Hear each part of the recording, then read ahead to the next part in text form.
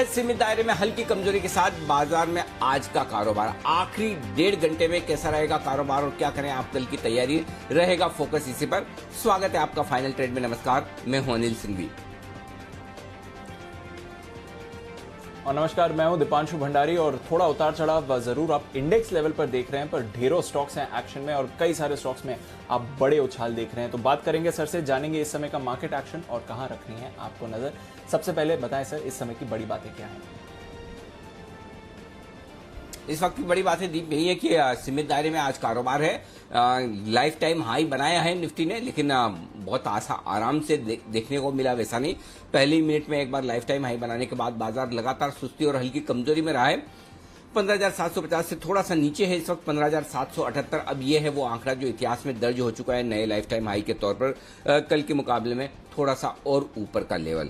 आइए, bank Nifty 300 अंक नीचे है, 35,100 के आसपास। बैंक निफ्टी ने 35,000 के आसपास सपोर्ट लेने की कोशिश लगातार की है और बैंक निफ्टी में लेकिन आज 12 में से 11 शेयर ऐसे हैं जो लाल निशान के साथ कारोबार करते हुए दिख रहे हैं। मेटल शेयरों में सबसे ज्यादा बिकवाली आज आपको देखने को मिलेगी। चीन के जो आंकड़े आए हैं उसको देखते हुए मेटल शेयरों में बिकवाली होती दिख रही है। हिंडाल्को, टाटा स्टील, जेएसडब्ल्यू स्टील निफ्टी के टॉप लूजर हैं इस वक्त, लेकिन आईटी शेयरों ने आज कमान संभाली है बाजार को सपोर्ट देने की। टीसीएस के नेतृत्व में तमाम आईटी शेयर ऐसे हैं जो मजबूत होते दिख रहे हैं। रियल एस्टेट शेयरों में खरीदारी आती दिख रही है। एफएमसीजी शेयरों से भी थोड़ा इंडेक्स को सहारा मिला है।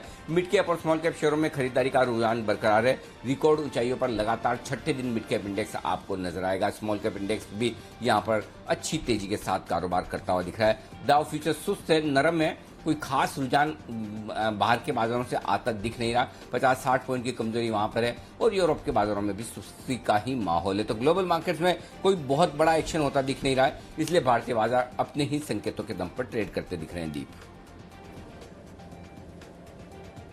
बिल्कुल सर, भारतीय बाजार अपने संकेतों पर दम पर ट्रेड कर रहे हैं। थोड़ा डिप सुबह जरूर आया था, पर वहां से निफ्टी की भी अच्छी रिकवरी हुई है। बैंक निफ्टी जरूर सुस्ती दिखा रहा है सर, बट एक्शन काफी है। और बैंक्स में अगर सुस्ती है तो सामने कुछ एनबीएफसीज अच्छा परफॉर्म कर रही हैं। आज केमिकल स्टॉक्स भी मोमेंटम पकड़ रहे हैं और साथ ही जो आप बात कर रहे थे सर, आईटी स्टॉक्स में थोड़ा रोटेशन आते हुए दिख रहा है। किस तरह का एक्शन देख रहे हैं सर आप? दीप कोई ऐसी बहुत बड़ी दिक्कत इंडेक्स में नजर नहीं आती और स्पेशली निफ्टी में नहीं दिखती, क्योंकि अपने पहले सपोर्ट लेवल पर ही निफ्टी सपोर्ट लेता हुआ दिखा। पहला सपोर्ट लेवल था 15,675, 15,700 और आखिरी 1.5 घंटे के लिए भी यही सपोर्ट जोन सबसे अहम होगा।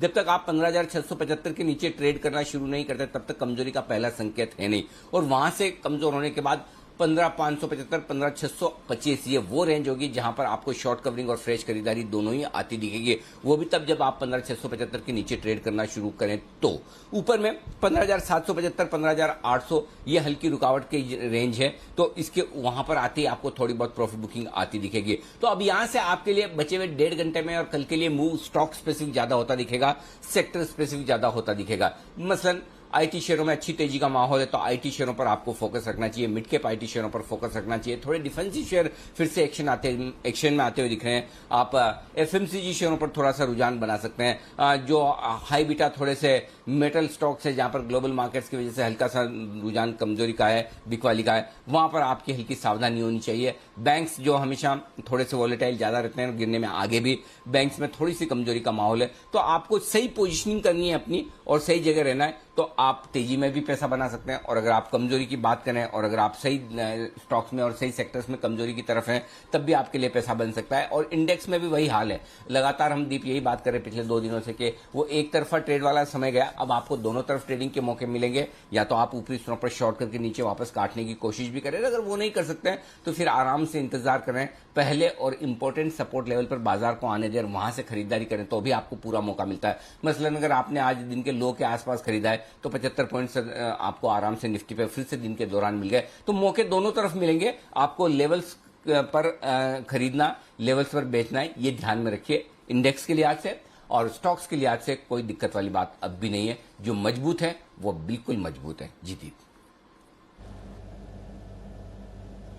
बिल्कुल सर, तो जो मजबूत हैं वो तो बिल्कुल मजबूत हैं और इसके अलावा थोड़ा रोटेशन है। इंडेक्स लेवल पर दोनों तरफ के मौके मिल रहे हैं, मौके का फायदा उठाना है और लेवल्स को करना है रिस्पेक्ट। तो आइए फिर देखते हैं स्टॉक्स में किधर मौके बन रहे हैं और साथ ही आने वाले दिनों के लिए कौन से इवेंट्स हैं जहां पर आपको रखनी है नजर। मानसी और वरुण हमारे साथ तैयार है। मानसी, गुड आफ्टरनून, बताएं कौन से इवेंट्स पर रखनी है नजर। बिल्कुल। Good afternoon Deepanshu. एक तो मैक्स फाइनेंशियल, पेट्रोनेट, एलएनजी के नंबर्स पर फोकस है। रेलिगेयर एंटरप्राइजेज बोर्ड मीट पर फोकस है। कल वायदा की कंपनियां बाटा और गेल के नतीजे आते हुए दिखेंगे। साथ ही कैबिनेट की बैठक भी कल होगी। हुतामा की इंडिया 3 रुपए प्रति शेयर के फाइनल डिविडेंड की एक्स डेट होगी कल। रैलिस इंडिया 3 रुपए प्रति शेयर के फाइनल डिविडेंड की एक्स डेट है। वहीं नोएडा में कल से मेट्रो सर्विस शुरू हो जाएगी। वीकेंड कर्फ्यू पर ये बंद रहेगी, लेकिन अदरवाइज ये शुरू होती हुई दिखेगी। ऑक्सीजन कॉन्सेंट्रेटर की नई कीमतें कल से लागू होती हुई दिखेगी। एनपीपीए ने नया फॉर्मूला जो है ये तय किया है, जिसके चलते कीमतें लागू होती हुई दिखेगी।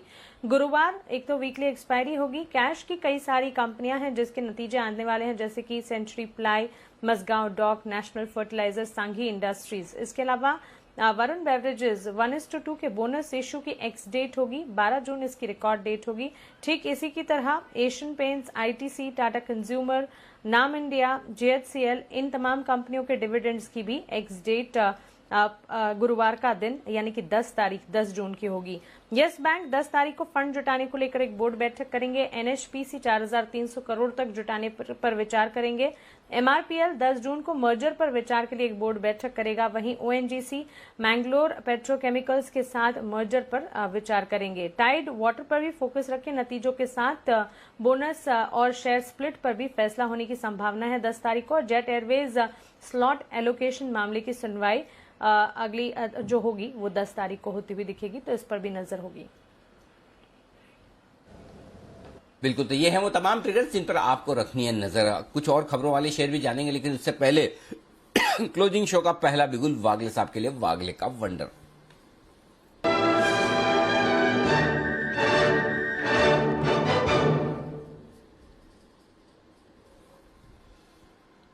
बताएं वागले साहब, कौन सा स्टॉक चुना है आज आपने शुरुआत करने के लिए शो की?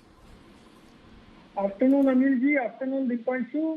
अनिल जी, मैंने शुरुआत की है अल्फाबेट ए से। आरती इंडस्ट्रीज ये स्टॉक है, मल्टीपल रेजिस्टेंस को इसने क्लियर किया है 1750-55 के बीच में। अभी 1762-63 है, यहाँ पर बाय करे, 1760 तक ऐड करे। 1745 का मेरा स्टॉप लॉस होगा और मुझे 1800 के लेवल आज के दिन में ही दिखते हैं। और मुझे लगता है ये कल के लिए वेट भी नहीं करना है, आज के दिन में ही आएंगे। ओके, 1800 तक के लेवल आज ही आने की तैयारी में, कल तक इंतजार भी नहीं करना पड़ेगा। चार्ट्स दिख रहे हैं इतने मजबूत, ये मानना है वागले साहब का। वाह क्या बात है, कमाल। और छोटा सा स्टॉप लॉस आप 1745 का लगाकर ट्रेड करें, यह है राय आपके लिए। वागले साहब ने पहला बिगुल बजवा दिया, इसका मतलब ये नहीं कि कुणाल जी और राकेश जी आप आराम करें कि चलिए ये तो जिम्मेदारी वागले साहब की है, हमारा क्या। और हमने तो सुबह ही आज का दिन का काम कर दिया, ये सोचकर आप आराम न करें। लेकिन बता दूं, सुबह जो काम किया वो गजब का क्या है, काबिल तारीफ है। 2 स्टॉक मेरे रडार पे हैं। पहला तो है पिरामल एंटरप्राइजेस, क्या गजब की दौड़ लगाता हुआ आज का chart corner Piramal enterprises Kunal ji Rakesh ji की तरफ से 2029, जहां तक अगर मुझे प्राइस सही याद है 2029 के आसपास आपने दिया था जी आप, और 2152, 125 रुपए वहां से भी तेज दौड़ लगाता हुआ। दूसरा स्टॉक एक और आपके सामने कैश मार्केट का लाना चाहता हूं, और वो है CESC। आज का 10 की कमाई का स्टॉक का गजब का एक्शन इस स्टॉक में भी आता हुआ दिख रहा है। CESC स्टॉक आपके सामने लाइए।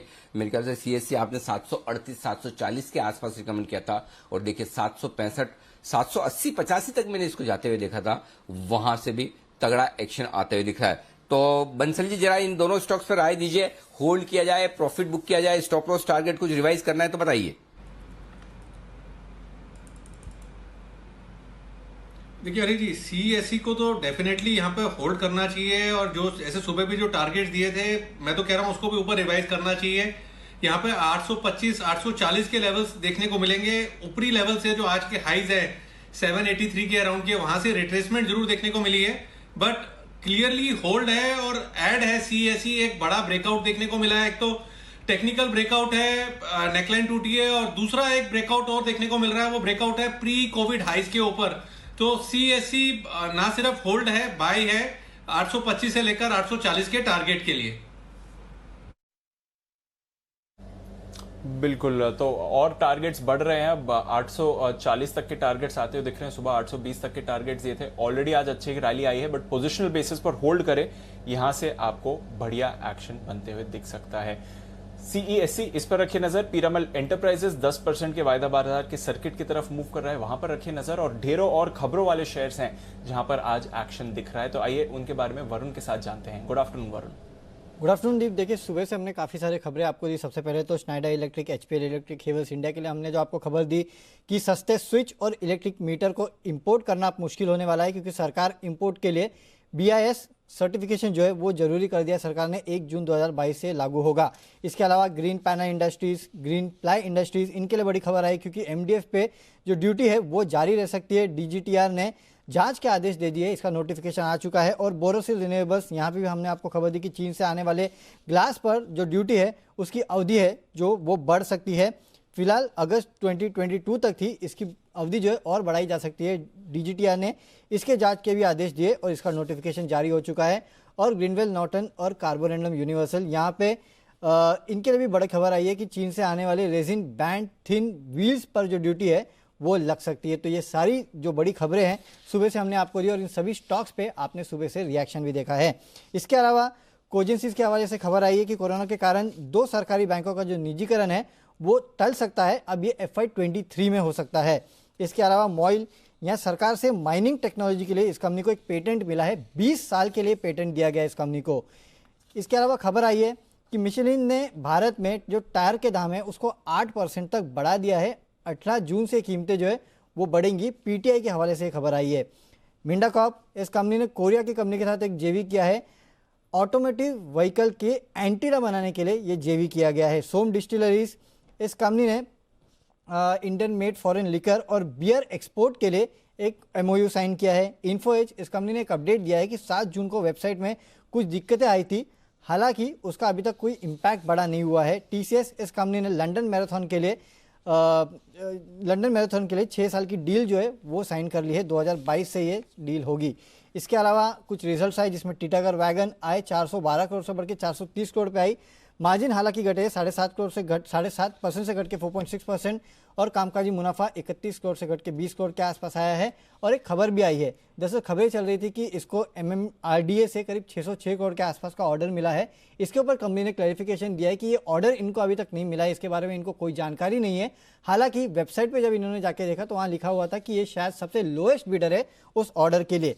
सुवेन फार्मा, इस कंपनी का जो मुनाफा है 74 करोड़ से बढ़ के 83 करोड़ पे आया है। और हेस्टर बायो, मुनाफा 5 करोड़ से बढ़ के 10 करोड़ पे आया है, और कंपनी ने 10 रुपये प्रति शेयर के डिविडेंड का ऐलान किया है।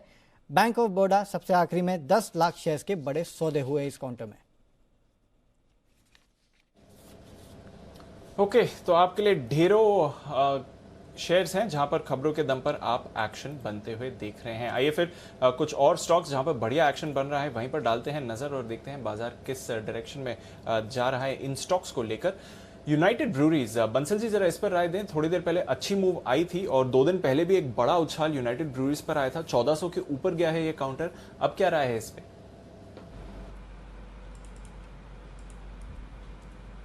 देखिए दीपांशु, स्ट्रक्चर यहाँ पे पॉजिटिव है। यूबीएल में एक क्लियर देखें तो ब्रेकआउट पहले भी देखने को मिला था और आज एक अपमूव है, फॉलो अप अपमूव देखने को मिल रहा है। और यहाँ पर दीपांशु अब नजर रखनी चाहिए थोड़े से ऊपर के लेवल्स पे, जिनके पास है क्लियरली होल्ड करें। और करेक्शन अगर आती है, किसी करेक्शन में 1370 1375 के आसपास मिलता है तो थोड़ा सा डिलीवरी का नजरिया बना के बाय एंड होल्ड की राय होगी। ओके, तो अब थोड़ा ब्रेक के हिसाब से इस काउंटर पर रखिए नजर, क्योंकि एक्शन इस पर बढ़ रहा है। तो यूनाइटेड ब्रूअरीज एक काउंटर है, थोड़ी देर पहले भी एक बड़ा स्पाइक आया था और अभी भी 1400 के करीब आपको ये काउंटर ट्रेड करते हुए दिख रहा है।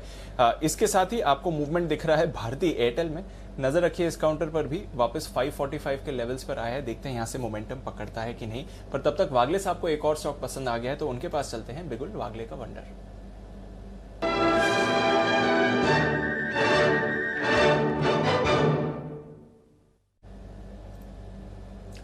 बताएं वागले साहब। दीपांशु, मुझे लगता है हाई मोमेंटम स्टॉक्स का दिन है तो उसी में से और वही कैटेगरी में से मैंने चूज किया है। स्टॉक है दीपक नाइट्राइट, 1830-32 के करंट भाव से बाय करें, 1820 तक आता है तो ऐड करें, 1800 का स्टॉप लॉस होगा। ये थोड़ा सा पोजिशनल है, आज के दिन वाला नहीं है, आज और कल में भी 2 से 3 दिन। मुझे टारगेट 1900 का दिखता है। विश्व तक के टारगेट के लिए दीपक नाइट्राइट में करें खरीदारी। यह है वागले साहब की तरफ से दूसरा कॉल। आरती इंडस्ट्रीज के बाद दीपक नाइट्राइट एक और कॉल है जो वागले साहब की तरफ से आता दिख रहा है। 1800 रुपए के आसपास का स्टॉप लॉस लगाकर तेजी करने की राय है। आइए स्टॉक्स जबरदस्त एक्शन में आते हुए दिख रहे हैं और बाजार भी स्टेबल होता हुआ दिख रहा है 15,700 के ऊपर। और वक्त है एक और बिगुल का। कुणाल जी और राकेश जी तैयार है अपने बिगुल के साथ में और ये बिगुल है स्पेशल पिक का। तो जानेंगे क्या है स्पेशल कुणाल जी और राकेश जी की पिक में बिगुल।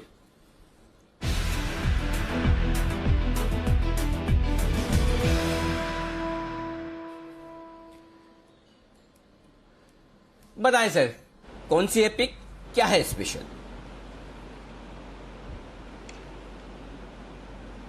अनिल जी देखिए, अभी आपके जन्मदिन के अवसर पर मैंने और राकेश जी ने खरीदारी की राय दी थी द्वारिकेश शुगर पर, और हमने ये भी कहा था कि आपको मिठाई तो हम खिला नहीं सकते हैं लेकिन यहीं से चीनी का शेयर भेज रहे हैं। और अनिल जी अभी भी एक चीनी का स्टॉक है और इससे तो अनिल जी गहरा नाता है। स्टॉक का नाम है बलरामपुर चीनी, जिसमें कि एक फ्रेश ब्रेकआउट चार्ट पर आता हुआ दिख रहा है। आपने अनिल जी चीनी की तेजी को बहुत सही समय पर पकड़ा, लगातार आप इसमें खरीदारी की कवायद कर रहे हैं और फ्रेश ब्रेकआउट आता हुआ दिख रहा है बलरामपुर चीनी पर। तो इन स्तरों पर बाय करके चलना है। Over to Rakesh ji. अनिल जी बेहतरीन टेक्निकल स्ट्रक्चर है, ब्रेकआउट है क्लियर। 335 335 का स्टॉप लॉस है, 365 365 पहला टारगेट है, 375 दूसरा टारगेट है और बलरामपुर चीनी है हमारी स्पेशल स्टॉक पिक। बलरामपुर चीनी में जबरदस्त तेजी का माहौल बनता हुआ दिख रहा है इस वक्त और जबरदस्त तेजी का माहौल एक और स्टॉक में बनता हुआ दिखेगा। अगर तेजी का है तो शॉर्ट भी हो सकता है, पता नहीं क्या है, बताएंगे खुद विश्वेश जी। तो विश्वेश जी के लिए बिगुल, विश्वेश का विशेष।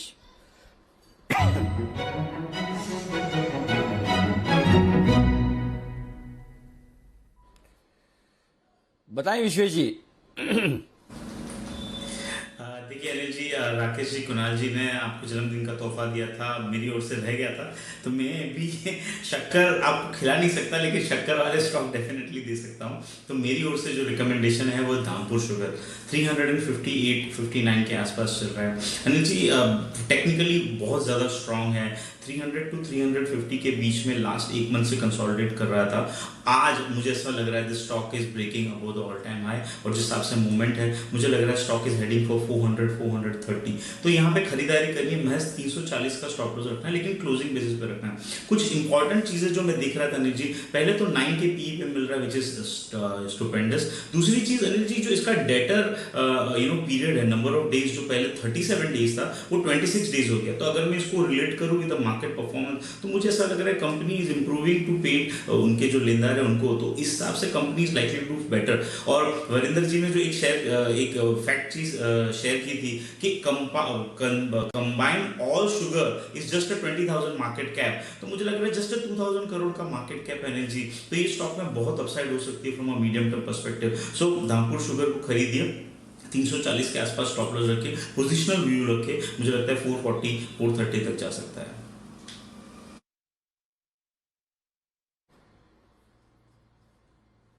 एक्शन बनते हुए दिख रहा है, जरा पुल अप करिए। हम देख रहे हैं धामपुर शुगर, जो विश्वेश जी की राय है अच्छी मूव आती हुई दिख रही है। त्रिवेणी इंजीनियरिंग 12% की तेजी ये काउंटर आपको दिखा रहा है। श्री रेणुका 10% ऊपर है। द्वारिकेश, कोठारी, अवध, ये सारे के सारे काउंटर्स एक्शन में आ रहे हैं। मवाना, दालमिया भारत, शक्ति शुगर्स, बजाज हिंदुस्तान, EID पैरी, आंध्रा शुगर्स, ये सारे के सारे स्टॉक्स आपको बढ़िया एक्शन में दिखा रहे हैं। तो पूरे शुगर स्पेस में एक नई जान आपको आती हुई दिख रही है और बड़े मूव्स के लिए आपको शुगर पैक में तेजी बनती हुई दिख रही है इस समय। त्रिवेणी इंजीनियरिंग, बंसल जी इस पर भी एक बार नजर डालें। 12% का उछाल काउंटर में सर।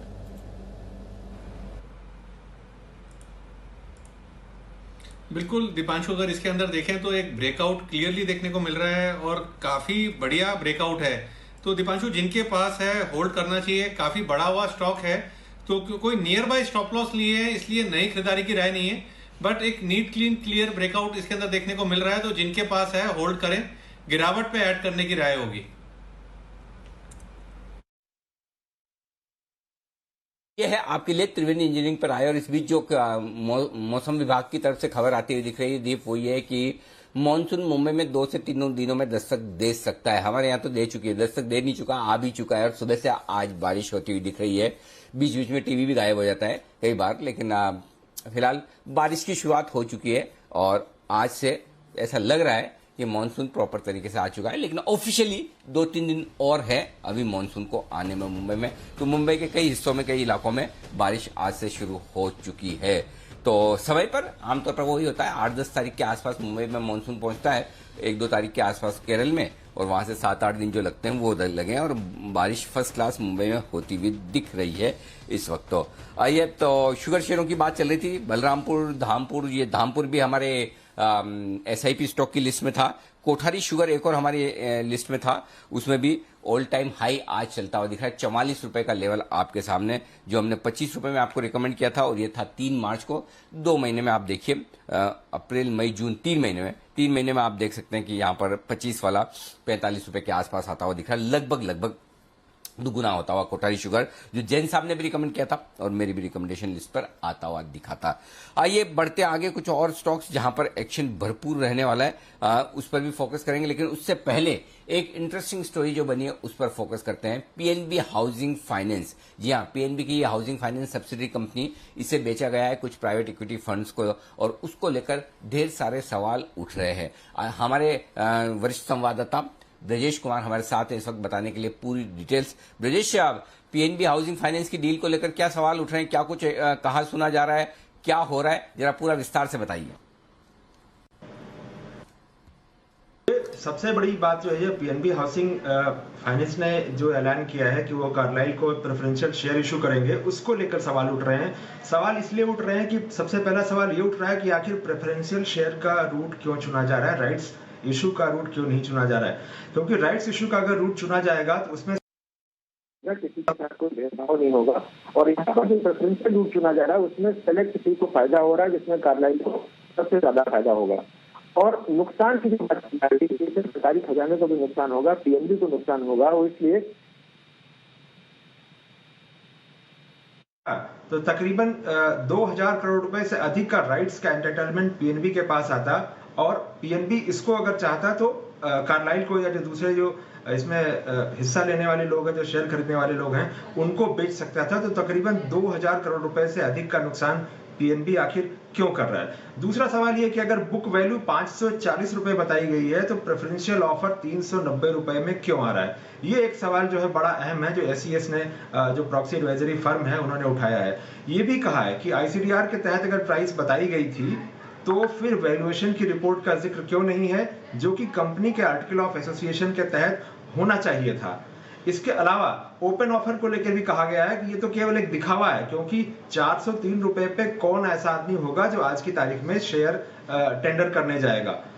एक और अहम सवाल है, वो ये है कि बिना किसी प्रीमियम के, बिना किसी कंपेंसेशन के वाजिब लिए हुए PNB कैसे अपना मैनेजमेंट कंट्रोल छोड़ रहा है, जबकि एक ट्रेंड है, चलन है, परंपरा है कि जब भी कोई मैनेजमेंट छोड़ता है तो वो प्रीमियम कमांड करता है। तो ये सारे सवाल हो गए प्राइसिंग को लेकर के और मेथड को लेकर के। एक दो सवाल और जो हैं उठाए गए हैं, मैं उनकी तरफ बढ़ता हूं। ये कहा गया है कि जेनेरिक डिस्क्लोजर क्यों दिया गया। कंपनी के वैल्यूएशन जब ये डिस्क्लोजर दिया गया तब करीब 7000 करोड़ के आसपास थी मार्केट कैप, और 4000 करोड़ का अगर आप प्रेफरेंशियल इशू ला रहे हैं तो आप इसको जेनेरिक डिस्क्लोजर में क्यों कह रहे हैं कि कोविड का समय है और कंपनी को पूंजी की जरूरत है और ग्रोथ की जरूरत है, इसलिए जो है ये फंड रेजिंग हो रही है। तो इस पर सवाल है कि इतना डिस्गाइज में क्यों लाया, क्यों डिस्क्लोजर दिया गया। 22 जून को जो है कंपनी की AGM है, जिसके अगेंस्ट में प्रॉक्सी एडवाइजरी फर्म SES ने कहा है कि इन्वेस्टर्स को अगेंस्ट में वोट करना चाहिए। हालांकि कंपनी का जवाब जो मीडिया को दिया गया है वो ये कहा गया है कि कैपिटल एडिक्वेसी के लिए और ग्रोथ के लिए पूंजी की जरूरत थी, और वो जो छोटे हाउसिंग लोन हैं उनके ऊपर कंपनी फोकस करना चाहती है, ऐसे में पूंजी की जरूरत काफी थी। हालांकि अगर देखें तो कंपनी की जो कैपिटल एडिक्वेसी है वो करीब 18% के आसपास है, जो कि एक तरह से ठीक ठाक मानी जाती है। तो ऐसे में इस बहाने, इस डिस्गाइज में इतना बड़ा इशू लाना, उसको लेकर भी सवाल खड़ा किया गया है। तो ये एक बड़ा मामला होता हुआ दिख रहा है, अब सुर्खियों में आता हुआ दिख रहा है। जो जिस तरह से 403 रुपए पर पीएनबी हाउसिंग के लिए ओपन ऑफर लाने की बात हुई तो और स्टॉक वहां से दुगुना हो चुका है, तो सवाल ये उठाए जा रहे हैं कि क्यों प्राइवेट इक्विटी प्लेयर्स को इतने सस्ते दामों पर शेयर दिए गए हैं, बुक वैल्यू से काफी कम, क्यों नहीं ओपन बिडिंग करते तो शायद हो सकता है पीएनबी हाउसिंग के लिए ज्यादा बेहतर आपको दावेदार मिलते। और एक जमाने में ये स्टॉक 1500-1700 रुपए के हाई भी बना चुका था, वहां तक भी पहुंचा था, तो उसको लेकर अब सवाल उठ रहे हैं। देखते हैं एजीएम में क्या कुछ होता है और एजीएम में ही आगे चलते हुए बात समझ में आएगी कि आगे क्या कुछ हुआ। कुछ एजीएम की डेट के बारे में ब्रजेश अंदाजा है? मेरे ख्याल से जून या जुलाई, कब है एजीएम? कुछ आप डेट बता सकते हैं? 22 जून की डेट तय की गई है और ये एक्स्ट्रा ऑर्डिनरी जनरल मीटिंग की डेट है। और यहाँ पर जो एससीएस का ने कहा है कि इस प्रपोजल के अगेंस्ट में लोगों को वोट करना चाहिए। अगर आप देखें तो फ्रैंकलिन टेम्पल्टन है जो एक इंस्टीट्यूशनल है, इन्वेस्टर है इसमें, उसके लिए या उसके जैसे और दूसरे इन्वेस्टर्स हैं जो बड़े इन्वेस्टर्स हैं जो एक दबाव बना सकते हैं अगेंस्ट में वोट करके, उनके लिए एडवाइजरी यही है कि इस प्रपोजल के अगेंस्ट में वोट करना चाहिए। और साथ ही आर्टिकल ऑफ एसोसिएशन में अगर बदलाव की जो कोशिश होती है उसके अगेंस्ट में भी वोटिंग की जानी चाहिए। तो ये है आपके लिए 22 जून की एजीएम पर रहेगी नजर। देखते हैं क्या कुछ होता है। हालांकि एक तरह से रिटेल इन्वेस्टर्स के लिए ये फायदे की बात है कि भाव बढ़ गया, दुगुना हो गया, लेकिन दूसरी तरफ ये है कि उन्हें जो कंपनी की जो वैल्यू है उस वैल्यू से काफी नीचे लोग मानकर चल रहे हैं कि शायद बेचा गया पीएनबी हाउसिंग का ये हिस्सा प्राइवेट इक्विटी इन्वेस्टर को। देखते हैं, इंटरेस्टिंग होगा, 22 जून का रहेगा इंतजार। आइए बढ़ते आगे, नतीजे आएंगे कमाई कराएंगे, ये हमारा खास सेगमेंट। वैसे तो आजकल नतीजे कम रह गए, लेकिन आज 2 स्टॉक ऐसे थे जिनके नतीजे आज ही आने थे और जिसमें से एक सुबह हमने कवर किया, एक और स्टॉक ऐसा है जिसके रिजल्ट्स आज ही आने बाकी हैं। तो चलिए उसी पर करते हैं फोकस। वरुण दुबे हमारे साथ तैयार है बताने के लिए।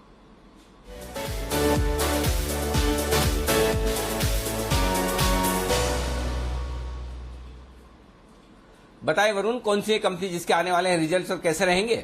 देखिए, आयन एक्सचेंज ये वो कंपनी है जिसके नतीजे आने वाले हैं, आज ही नतीजे आएंगे और नतीजे काफ़ी बेहतरीन रहने वाले हैं। वैसे भी देखिए FY20 के मुकाबले FY21 इस कंपनी के लिए अच्छा ही रहा है कोविड के बावजूद, और हम मान के चल रहे हैं कि इस बार भी इस कंपनी के नतीजे काफ़ी बेहतरीन आने वाले हैं। रेवेन्यूज में करीब 24% के आसपास का जंप देखने मिलेगा, एबिटा 41% के आसपास बढ़ेगा और एबिटा मार्जिन में भी करीब 1 से 2% के आसपास के गेंस जो है वो आपको देखने मिल सकते हैं। और इस कंपनी का जो मुनाफा है उसमें करीब 46% के आसपास का तगड़ा जंप आपको देखने मिलेगा, यानी कि ओवरऑल नतीजे अगर आप देखेंगे तो ब्लॉकबस्टर रहने वाले हैं। अब ऐसा क्यों है? देखिए, इस कंपनी के जो हाई मार्जिन केमिकल कारोबार है वहां से इस कंपनी को सबसे ज़्यादा मदद मिलेगी और वहीं से कंपनी के जो एबिटा है इसमें आपको 41% के आसपास का जंप देखने मिल रहा है, जिसका इंपैक्ट कंपनी के बॉटम लाइन में भी होगा। इस कंपनी के क्लाइंट लिस्ट में देखिए JSW steel, cell, HPCL, L&T, तमाम दिग्गज कंपनियां जो है वो शामिल और वाटर ट्रीटमेंट का कारोबार जो है ये कंपनी करती है। तो इस तरह का क्लाइंट बेस है इस कंपनी का, और जिस तरह के जो केमिकल कारोबार है हाई मार्जिन उसमें लगातार बढ़ोतरी देखने मिल रही है, उसका एक फायदा जो है इस कंपनी को मिलेगा। इसके लिए नतीजे जो है वो काफ़ी बेहतरीन रहने वाले हैं। और हाल ही में इस कंपनी का जो एक कॉम्पिटिटर है वाटेक वाबाग, उसके नंबर्स आपने देखे थे कि किस तरह के देखने मिले थे, तो उससे भी अगर आप थोड़ा बहुत संकेत ले तो आपको समझ में आएगा कि कितने अच्छे नतीजे इस कंपनी के आ सकते हैं।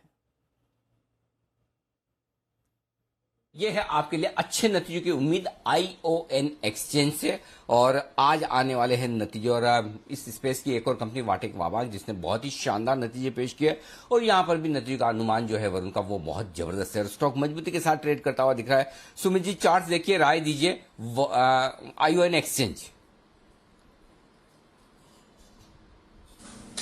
में तेजी के ट्रेंड के अंदर में स्टॉक चल रहा है। कोई भी डिप आती है तो स्टॉक में खरीदारी करके चलने का सलाह रहेगा। एग्जिस्टिंग पोजीशंस होल्ड करके चलें। 1800 का लेवल टूटने के बाद 2000 रुपए तक के लेवल आने वाले दिनों में स्टॉक के अंदर देखने को मिल सकता है। फिलहाल इमीडिएट टारगेट 1800 के होंगे, और नीचे में जो चार्ट्स पे अभी इमीडिएट ट्रेडिंग जो स्टॉप लॉस लगाना है, ट्रेलिंग स्टॉप लॉस, वो है 1700-1701 के आसपास। तो पोजीशंस होल्ड करके चलने का सलाह रहेगा।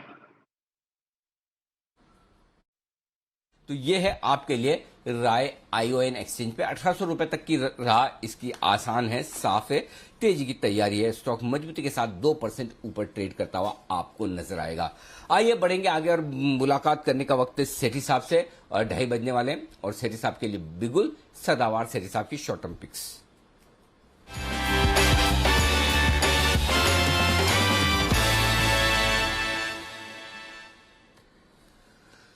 स्वागत है सेठी साहब, बताएं सर आज का पहला स्टॉक।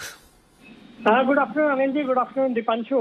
देखिए, पहला स्टॉक जिक्र करने से पहले अभी जिस स्टॉक की चर्चा हो रही थी वॉटेक वोबाक, आपको याद हो तो इस स्टॉक को कई बार मैंने चैनल पर रिकमेंड किया। ओरिजिनली 180 के लेवल पर रिकमेंड करा था, उसके बाद हर लेवल पे किया और हाल ही में 20 मई को 275 के लेवल पर रिकमेंड करा और आज 315 का भाव है और अच्छे नतीजे, बहुत ही शानदार नतीजे थे इस क्वार्टर के। अनिल जी, जो आज का पहला स्टॉक है एक दमदार कंपनी है, आज सुबह से फोकस में भी है। स्टॉक का नाम है बोरोसिल रिन्यूएबल्स, जो कि अभी 280 के लेवल पे ट्रेड कर रहा है। आज तो स्टॉक चैनल पे बार बार डिस्कस किया जा रहा है बिकॉज ऐसे माना जा रहा है कि सरकार जो चीन से इंपोर्ट होने वाले ग्लासेस पे कुछ रेस्ट्रिक्शन इंपोज कर सकती है, उसकी जांच चल रही है। ये जो कंपनी है ये एक लो आयरन सोलर ग्लास बनाती है जो फोटोवोल्टेक पैनल, सोलर प्लेट्स और ग्रीन हाउसेस में काम आता है। भारत की पहली और इकलौती कंपनी है जो कि सोलर ग्लास बनाती है और कैपेसिटी है 2.4 गीगावाट पर एनम और एक इनोवेटिव कंपनी। कई चीजें इनकी जो वर्ल्ड में पहली कंपनी है वैसा इन्होंने किया, जैसे for an example fully tempered 2 mm thickness के ग्लास जो बनाए वो भी दुनिया की ये पहली कंपनी थी जिन्होंने डेवलप किया। बाकी सरकार का जिस तरह से रिन्यूएबल एनर्जी पे फोकस है, मेक इन इंडिया पे फोकस है, ये कंपनी के लिए ट्रेमेंडस अपॉर्चुनिटी है और ये दिख भी रहा है। पिछले आप अगर मार्च क्वार्टर के नतीजे देखेंगे तो पैच था 66 करोड़ का, जो कि पिछले साल सिर्फ 4 करोड़ था मार्च क्वार्टर में। और अगर आप क्वार्टर ऑन क्वार्टर भी देखें तो दिसंबर क्वार्टर में सिर्फ 10 करोड़ का पैच था, उसके सामने 66 करोड़ का पैच कंपनी ने रिपोर्ट करा। उसके बाद आप इनके एबिटा मार्जिन जो मार्च क्वार्टर में आए वो आए हैं माइंड बॉगलिंग 50% के एबिटा मार्जिन थे मार्च क्वार्टर में। Return on equity 15%, return on capital employed 25% और पिछले 3 साल का प्रॉफिट का कैगर है 25%। इस स्टॉक पे मैं बुलिश हूँ, बहुत ही शॉर्ट टर्म में मेरे 300 रुपए के टारगेट है, स्टॉप लॉस रखना है 270 रुपए का। ओके, 270 रुपए के स्टॉप लॉस के साथ करें खरीदारी, ये है राय आपके लिए आती दिख रही है।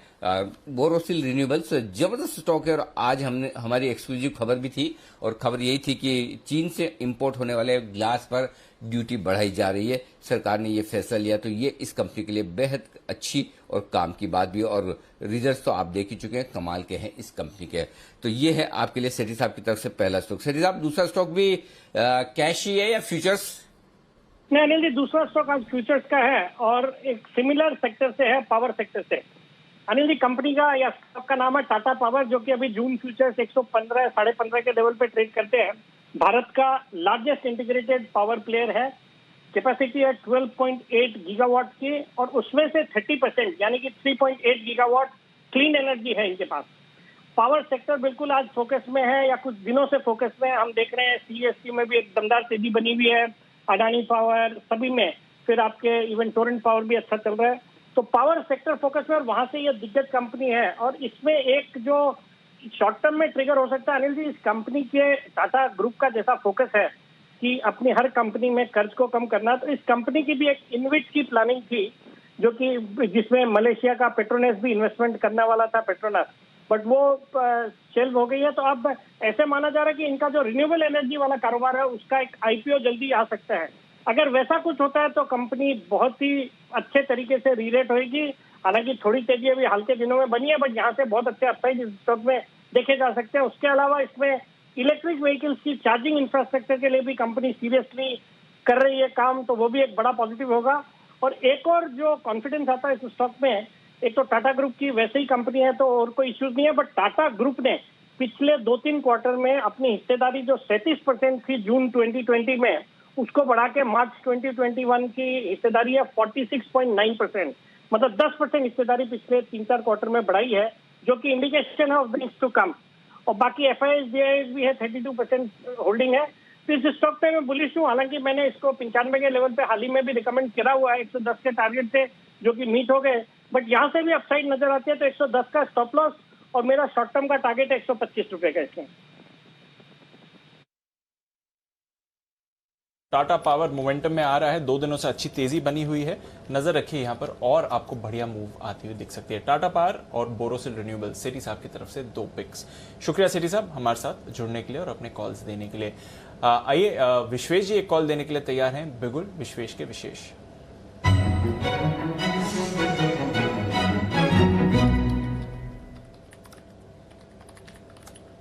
बताएं विश्वेश जी। दीपांशु देखिए, टाइटन का ट्रेड है और टाइटन के 1700 के कॉल ऑप्शन में खरीदारी करनी होगी, जो करीबन अभी 5354 के आसपास मिल रहा है।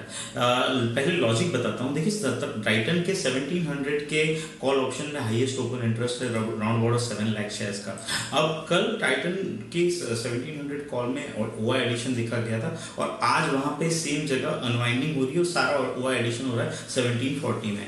मुझे ऐसा लग रहा है कि टाइटन बहुत बड़े बेस से निकला है और ये जो बेस है ये ऑलमोस्ट 3 to 4 मंथ का है। So from that perspective Titan का टारगेट 1800 प्लस आ रहा है। सो 1700 कॉल राइटर ने अभी तक अनवाइंडिंग नहीं की है, जो मुझे लगता है शार्प अनवाइंडिंग आनी चाहिए। तो 1700 का कॉल ऑप्शन खरीदे और यहाँ पे स्टॉप लॉस रखे 44 का, और जिस हिसाब से मोमेंटम है मुझे लगता है यहाँ पे 70 रुपीज और 75 रुपीज के आपको टारगेट एक्सपेक्ट कर सकते हो टाइटन के 1700 के कॉल में। ओके, तो 1700 का कॉल खरीदना है टाइटन का। स्टॉक बढ़िया मोमेंटम में है, 2-2.5% की तेजी आपको टाइटन में आती हुई दिख रही है। और अगर आप देखें तो पिछले एक महीने का एक्शन इस काउंटर में जबरदस्त रहा है। टाइटन पिछले एक महीने में लगभग अगर आप देखें तो 20% की तेजी ये काउंटर दिखा चुका है। चोपड़ा साहब भी हमारे साथ जुड़ रहे हैं और चोपड़ा साहब, टाइटन पर ही आपसे सवाल लूंगा। एक तो अनलॉक थीम भी है और जिस तरह से गोल्ड प्राइसेस में भी उछाल देखा है, वहां से भी थोड़ा फायदा मिल रहा है। टाइटन में और मोमेंटम देखते हैं सर, एक महीने में 20% की रैली आ चुकी है। नमस्कार। मुझे लगता है कि जिस तरह की तेजी हमने देखी टाइटन में, यहाँ से और आपको 1780 तक जा सकता है। मगर अगर हम एप्पल टू एप्पल कंपैरिजन करें तो इसमें मुझे लगता है कि मनापुरम मुझे बहुत अच्छा लगता है। इसके रिजल्ट्स भी आ चुके हैं और जिस लेवल पे मनापुरम अवेलेबल है, अगर आप गोल्ड कंपनीज की बात करें तो मनापुरम में ज़्यादा तेज़ी बन सकती है और मुथूट में भी।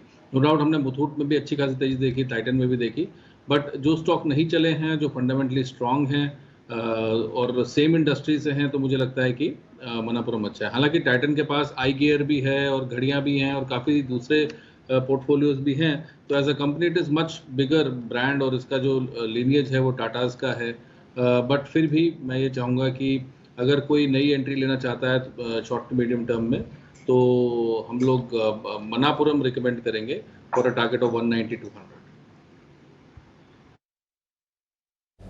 ओके, तो गोल्ड की थीम के साथ अगर जा रहे हैं तो मनापुरम एक बढ़िया प्ले है, बट टाइटन पर भी रखिए नजर, इस पर अच्छा एक्शन आ रहा है। और नजर रखिए पीरामल एंटरप्राइजेस पर भी। वायदा बाजार में 10% का सर्किट इस काउंटर पर लग चुका है 2160 के लेवल पर। थोड़ी देर इंतजार करेंगे और देखेंगे जब सर्किट वापस खुलेगा तो किस डायरेक्शन में पीरामल जाता है, बट 10% की तेजी आज आपको आती हुई दिख रही है इस काउंटर में। आइए चलते हैं अनिल जी के पास और जान लेते हैं इस समय मार्केट स्ट्रैटेजी क्या है।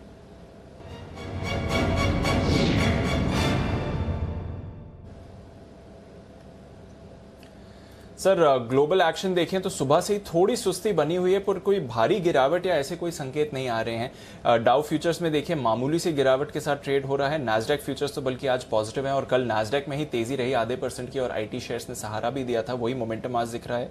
यूरोप की ठीक ठाक शुरुआत हुई है, माइल्ड पॉजिटिव आप देख रहे हैं यूरोप को। और एशिया में गिरावट जरूर हुई थी, बट हैंगसेंग हांगकांग के बाजार जो एक पॉइंट पर 150 पॉइंट्स नीचे थे, पूरी तरह रिकवर होकर सपाट भी बंद हुए हैं। बताएं सर, क्या करना चाहिए? दीप, देखिए पहली चीज तो ये कि बाजार न बहुत तेजी से बढ़ने के मूड में है न घटने के मूड में है। रेंज बाउंड ट्रेड है, दोनों तरफ आप ट्रेड ले सकते हैं। तो अभी जो डेटा दिख रहे हैं उसके हिसाब से 15,675 15,700 स्ट्रॉन्ग सपोर्ट जोन है। तो आप अगर 15,670 के नीचे बंद नहीं होता है तब तक बिल्कुल कहीं कोई चिंता की बात ही नहीं, और तब भी आपको हल्की सी सावधानी और थोड़ी सी आपको पोजीशन कम करनी है अगर आप 15,670 के नीचे बंद होते हैं। और आखिरी एक घंटे में 15,670 15,700 ये रेंज आपके लिए सपोर्ट का काम करेगी। ऊपरी स्तरों पर 15,775 15,800 रुकावट का काम करेगी। क्यों?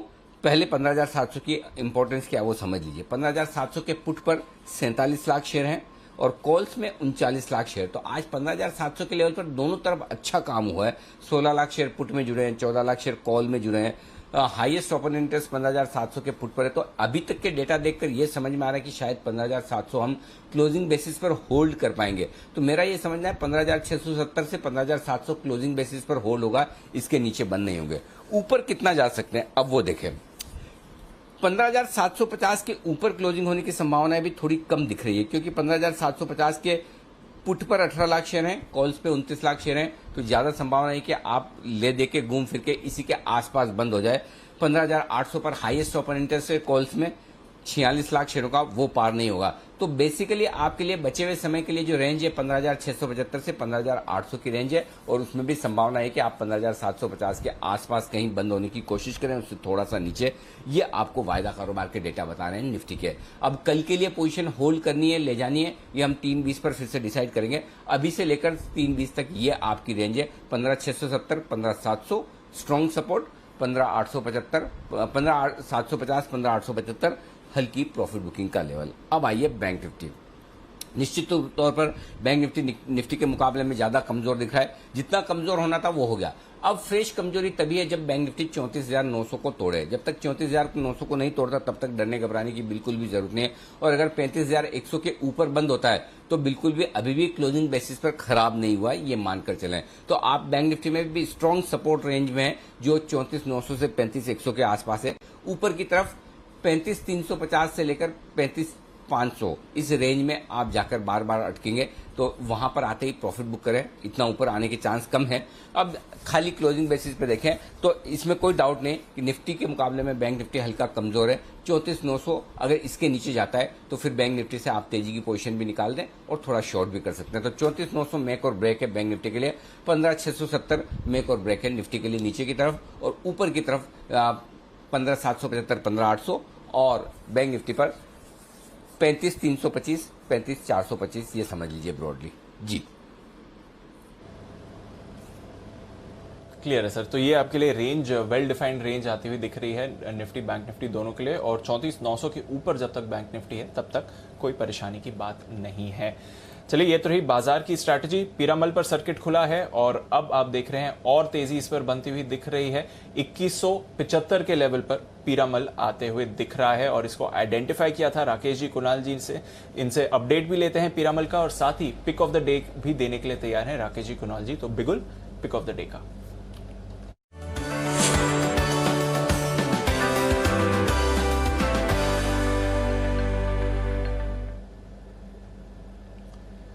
जबरदस्त कॉल आपकी रही पीरामल पर। दोनों टारगेट सुबह के हिट हो गए, 2100 और 2165 के, अब 2175 के पार है। तो पीरामल पर भी अपडेट दें सर और साथ ही अपनी पिक ऑफ द डे भी बताएं।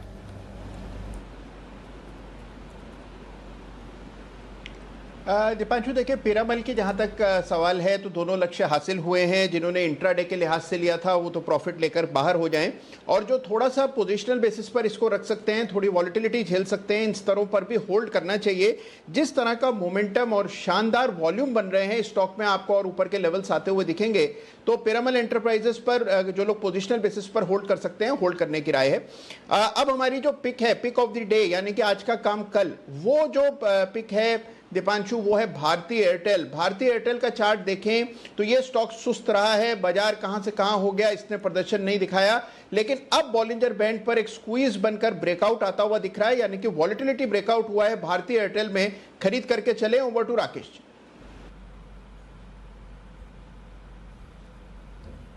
Anil ji, neat clear reversal है, एक स्ट्रॉन्ग खरीदारी का दावेदार है, और इसमें अगर हम देखें तो 568, 570 के टारगेट्स यहां देखने को मिलेंगे शॉर्ट टर्म के अंदर। तो 568, 570 के टारगेट के लिए खरीदना है। एक्चुअल स्टॉप लॉस अगर आप देखें तो 534 का आता है, बट अगर कोई इंट्राडे के नजरिए से ले रहा है तो कैश में स्टॉप लॉस लगाना है 539 का, और फ्यूचर में स्टॉप लॉस लगाना है 541 का, और 568 से लेकर 570 के टारगेट्स है। जरा कुणाल जी को दिखाइए एक बार स्क्रीन पे, बंसल जी को भी दिखाइए। कुणाल जी, जब बिना रिहर्सल के और जल्दी जल्दी में तुरंत अचानक से डायलॉग बोलना पड़े ना, तो दिल की बात निकल जाती, डायलॉग याद नहीं रहता बराबर से।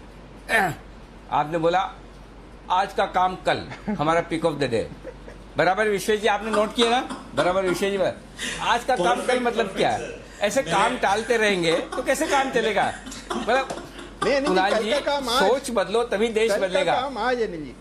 नहीं, यही तो नहीं, यही तो दिल की बात आपकी निकल गई, आ गई, आज का काम कल। आप सोच बदलो तभी देश बदलेगा। अकेला अनिल सिंह भी क्या क्या करेगा बताइए? विश्वेश जी सही है कि नहीं? अनिल जी, मैं आपके साथ हूं। अनिल जी मैं आपके साथ हूँ, मैं भी सुन रहा हूँ, मैं नीचे देख रहा था, ऑल ऑफ अ सडन आंखें ऊपर हो गई। उन्होंने कहा आज का काम कल, मैंने बोला ये तो दिल की बात बोल दी उन्होंने। अनिल जी बंसल जी अच्छा मतलब हाँ जी जी जी जी कुणाल जी बोलिए। अनिल जी, इससे एक बात तो सिद्ध हो गई कि आप मेरी बात को ध्यान से सुनते हैं। अनिल जी, मैं थोड़ी बेटर आप हूँ आपका जो मैं ध्यान से न सुनूं, मैं तो आपका दोस्त हूँ, बिल्कुल पक्के से ध्यान से सुनूंगा, इसमें कोई डाउट थोड़ी है कुणाल जी। 100% मेरी तो हर बात हर एक लिस्ट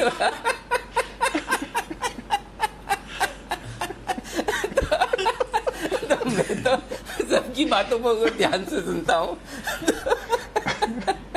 चलिए, तो ये कुणाल जी की तरफ से, राकेश जी की तरफ से भारती एयरटेल। अच्छा Rakesh ji, by the way Kunal जी जो ये पकड़ा है, इससे आपको खुशी हुई कि दुख हुआ, ये बताइए।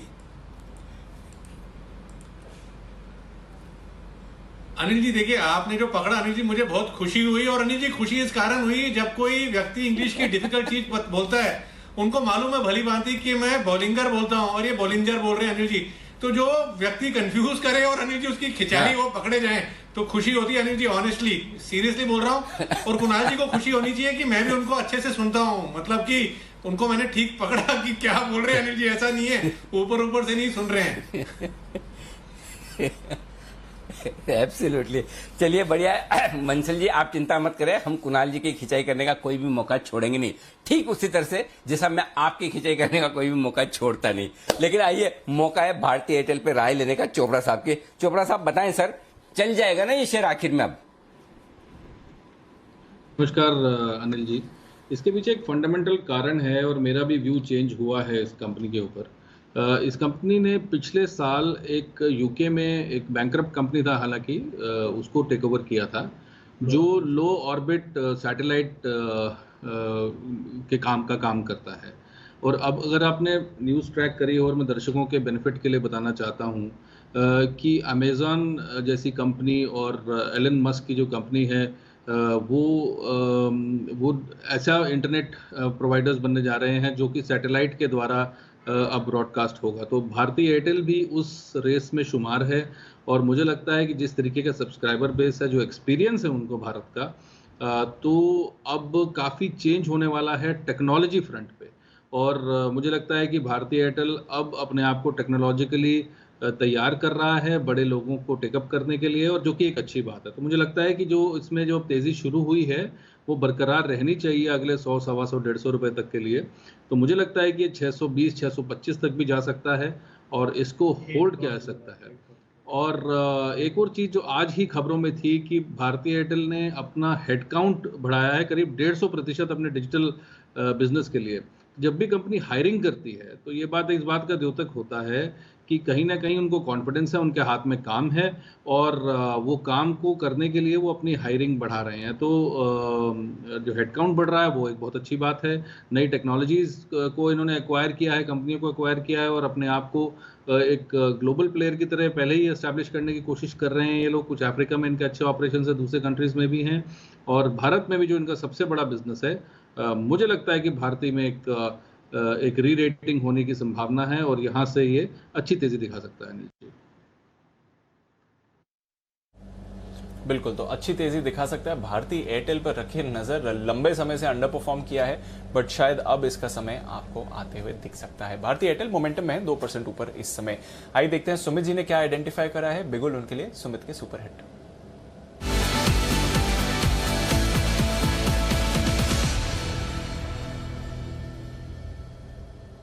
बताएं सुमित जी। दीपांशु, बाय का स्टॉक है, अभी भाव चल रहा है 53.50 रुपए। स्टॉक के अंदर मोमेंटम है, लास्ट 4-5 दिनों के हाई ब्रेक हुए हैं।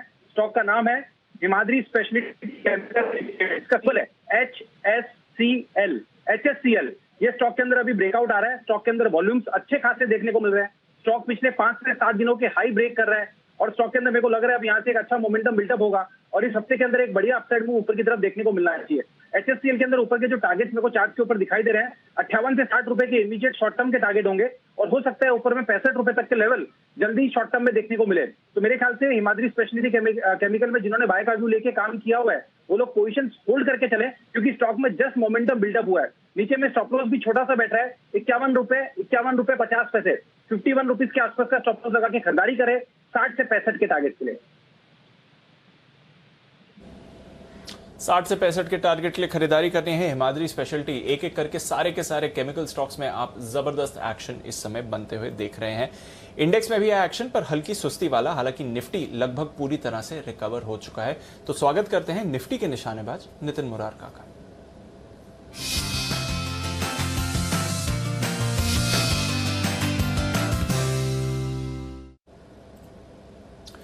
गुड आफ्टरनून नितिन जी, बताएं सर क्या है स्ट्रैटेजी इस समय?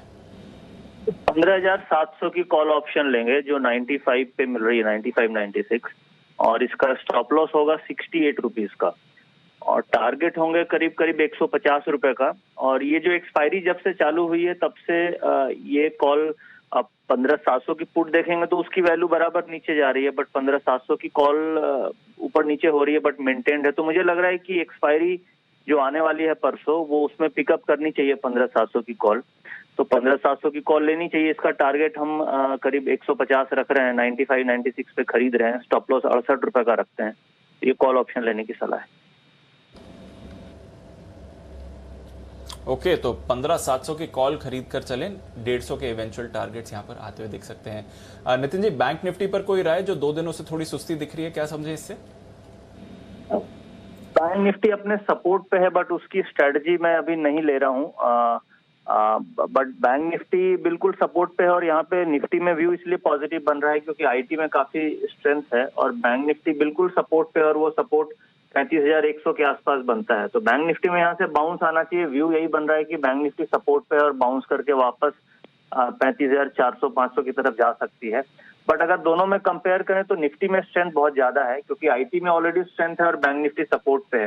तो निफ्टी की स्ट्रेंथ ज्यादा है, इसलिए मैं निफ्टी की नेकेड कॉल ले रहा हूँ। और बैंक निफ्टी में व्यू यही बन रहा है कि यहाँ पे सपोर्ट पे है, यहाँ से बाउंस आ सकता है। ओके, तो ये है आपके लिए निफ्टी बैंक निफ्टी दोनों पर राय।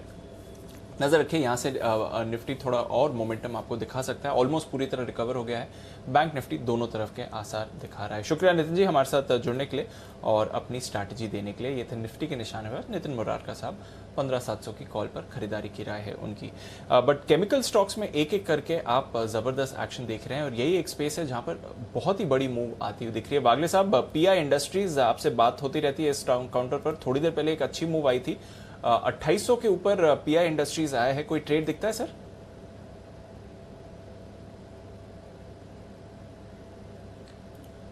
ओके, वागले साहब के साथ थोड़ा एक डिस्ट्रप्शन हो रहा है, उनके साथ दोबारा कनेक्ट करते हैं। बट चोपड़ा साहब, कुछ सुना है केमिकल स्टॉक्स में? क्योंकि लगातार आज देख रहे हैं सारे के सारे स्टॉक्स एक्शन में आ गए हैं। पीआई इंडस्ट्रीज, नवीन फ्लोरिन, एसआरएफ, दीपक नाइट्राइट, आरती इंडस्ट्रीज, क्या चल रहा है सर?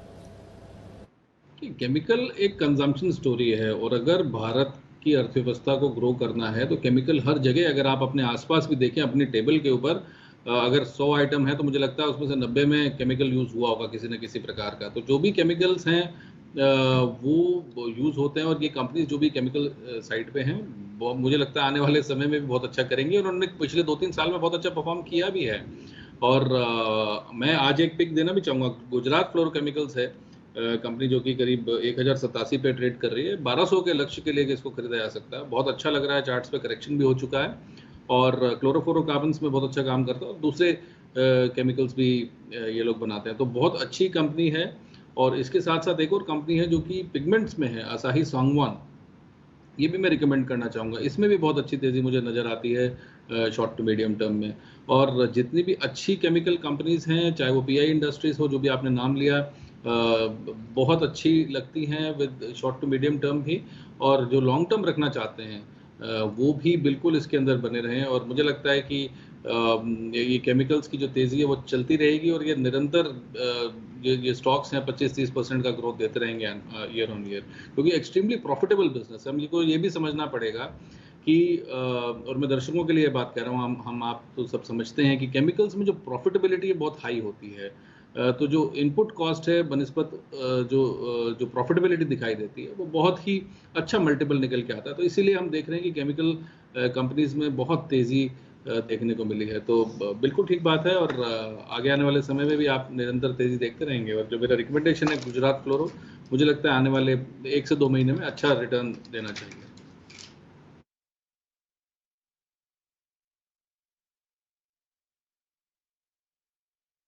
के लिए राय चोपड़ा साहब की तरफ से गुजरात फ्लोरो में 1200 रुपए तक के लेवल संभव है खरीदारी करने की राय यहां पर आती हुई दिख रही है। लेकिन एक स्पेस है जो एक्शन में है और वो है सारे हॉस्पिटल्स की वैक्सीनेशन। अब यहां पर जो कल डेवलपमेंट हुए हैं, प्रधानमंत्री मोदी ने कहा कि जो भी प्राइवेट हॉस्पिटल से वो वैक्सीन लगाना चाहते हैं उन्हें 150 रुपए का मैक्सिमम सर्विस चार्जेस मिलेंगे।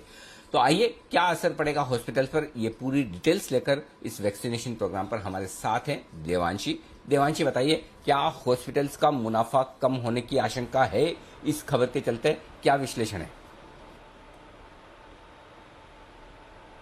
बिल्कुल, आप देखिए यहाँ पे जिस तरह से प्रधानमंत्री मोदी ने कहा था कि आप जो एडमिनिस्ट्रेशन चार्जेस है यानी कि इंजेक्शन जो आप लगाते हैं पर वैक्सीन आप 150 रुपीज़ के प्राइस से ज़्यादा नहीं चार्ज कर सकते हैं। अभी तक मैं आपको बता दूं कि कई ऐसी हॉस्पिटल्स जो ज़्यादातर लिस्टेड कंपनीज हैं वो मैक्सिमम 200-250 तक चार्ज करती थी।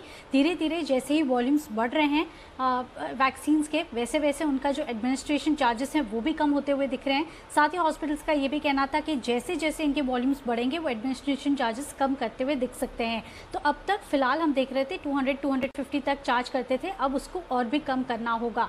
दूसरी कई ऐसे हॉस्पिटल्स जो छोटी हॉस्पिटल्स हैं वहाँ पे हम देख रहे थे कि जो चार्जेस हैं वो काफ़ी हाई थे, करीब 350 रुपीज़ तक जो चार्जेस हैं वो ऐसे हॉस्पिटल्स में हमें देखने मिल रहे थे। और इसी को रेगुलराइज करने के लिए, यूनिफॉर्म करने के लिए अब 150 रुपीज़ का जो प्राइस कैप है वो देखने मिल रहा है। लेकिन क्या इनके ओवरऑल जो आय है, मुनाफा है, इन पर कितना इम्पैक्ट होता हुआ दिखेगा?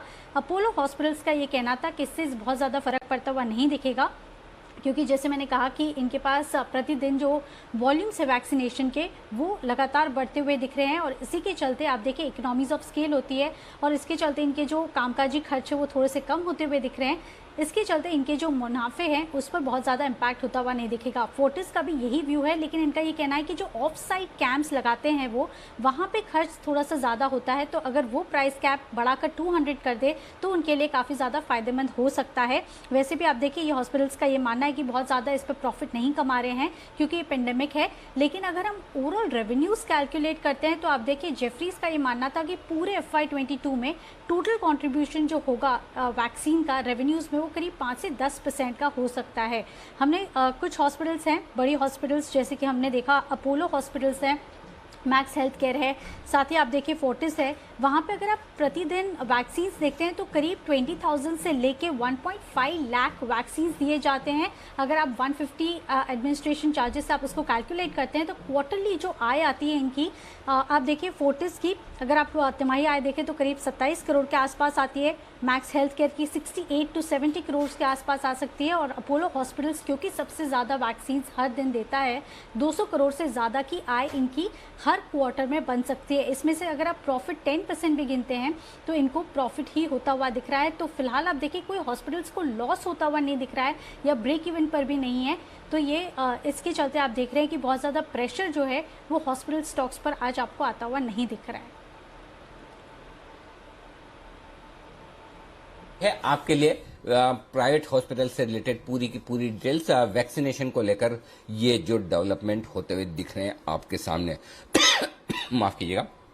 आइए डेवलपमेंट कुछ और होते हुए दिख रहे हैं। हम लगातार पिछले 3 हफ्तों से आपसे एक ही बात करें कि ओपनिंग अप वाली और अनलॉक वाली थीम करेगी काम, और आप देखिए एक के बाद एक उनसे जुड़े हुए सारे स्टॉक्स एक्शन में आते हुए दिख रहे हैं। IRCTC 1500 रुपए के आसपास से हम लगातार कह रहे थे कि ये स्टॉक 2200 और उसके बाद 2500 जाएगा। ठीक उसी तरह से जैसा कि डिवीज लैब पहले 4200 और उसके बाद 4500 का जो टारगेट रखा था, आप देख सकते हैं IRCTC 2200 के बेहद करीब पहुंचता हुआ ये स्टॉक का कमाल करता हुआ दिखा है। अब ओपनिंग अप की थीम पर ये स्टॉक भी कमाल करता नजर आ रहा है। आज का हाई 2193 रुपए के आसपास का लगभग अपने हाई पर पहुंचता हुआ दिख रहा है। कई सारे स्टॉक्स हैं जो एक्शन में। मानसी बता रही ऐसी एक बेहतरीन स्टॉक के बारे में, वो है रोजारी बायोटेक। जबरदस्त सुर्खियों में और जबरदस्त तेजी में, क्यों, क्या है वजह, बताइए Mansi. Good afternoon Anil sir. Company ने हाल ही में कारोबार विस्तार के प्लान्स किए हैं। यूनिटॉप केमिकल्स के अधिग्रहण और दाहेज में ग्रीनफील्ड फैसिलिटी के कमिश्निंग से कंपनी को फायदा मिलता हुआ दिख रहा है। अभी इस अधिग्रहण से फायदा कैसे मिला? यूनिटॉप केमिकल्स कंपनी के ओवरसीज शिपमेंट की गति बढ़ा रहा है क्योंकि यूनिटॉप के एक्सपोर्ट बिजनेस का फायदा रोजारी बायोटेक को मिल रहा है। कंपनी जो है सर्फेक्टेंट्स, इमल्सिफायर्स और स्पेशलिटी केमिकल्स बनाती है और कंपनी के 3 प्लांट्स हैं जो कि 65 से 70% यूटिलाइजेशन पर कार्यरत है। अब इस कंपनी यूनिटेक केमिकल्स के साथ जब रोजारी बायोटेक ने अधिग्रहण कर लिया है तो ये सारे बेनिफिट्स जो हैं रोजारी बायोटेक को मिल रहे हैं। यूनिटेक केमिकल्स की टोटल कैपेसिटी की अगर बात करें 86,000 मेट्रिक टन पर एनम है और सेलेबल कैपेसिटी 30,000 से 40,000 मेट्रिक टन पर एनम है। रोजारी बायोटेक के भी स्ट्रॉन्ग फंडामेंटल्स हैं। मार्च तिमाही में कंपनी की आय में 18% की बढ़त देखी थी हमने, 709 करोड़ की आय कंपनी की रही। वहीं मुनाफा जो है 25% बढ़कर 81 करोड़ पर जाता हुआ दिखा है। कुछ ब्रोकरेज हाउसेस भी है जो कि बुलिश है। एडलवाइस की खरीदारी की राय है रोजारी बायोटेक में और इनका मानना है कि यूनिटॉप के अधिग्रहण से क्रॉस सेलिंग अपॉर्चुनिटीज जो हैं रोजारी बायोटेक को मिलती हुई दिखेगी। तो ये कारोबार विस्तार के प्लान्स हैं जिसके चलते रोजारी बायोटेक फोकस में है और एक्शन भी दिख रहा है।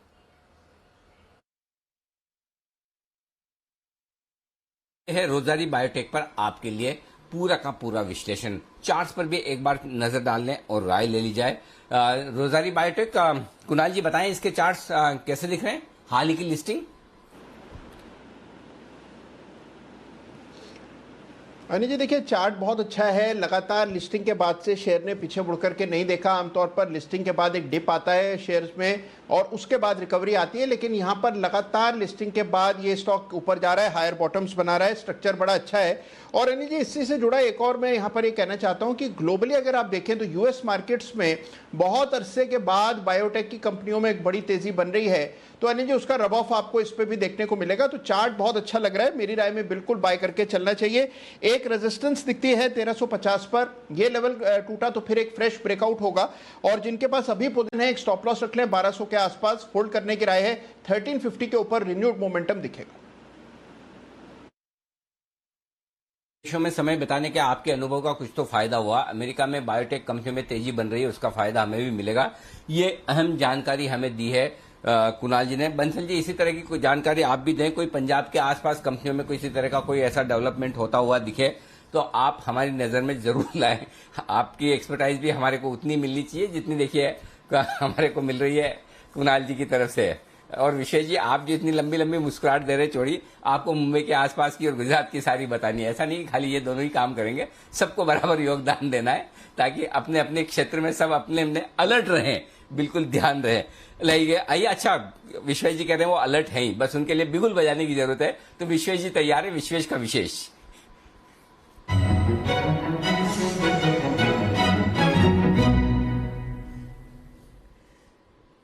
बताएं विश्वेश जी। देखिए अनिल जी, एक स्टॉक है सन फार्मा एडवांस्ड रिसर्च 252 अभी कैश में प्राइस चल रहा है। जहां तक बात है अलर्ट रहने की, तो सन फार्मा का मेरे हिसाब से एक प्लांट जो है वो यहाँ पे सिलवास में भी है और दमन में भी है।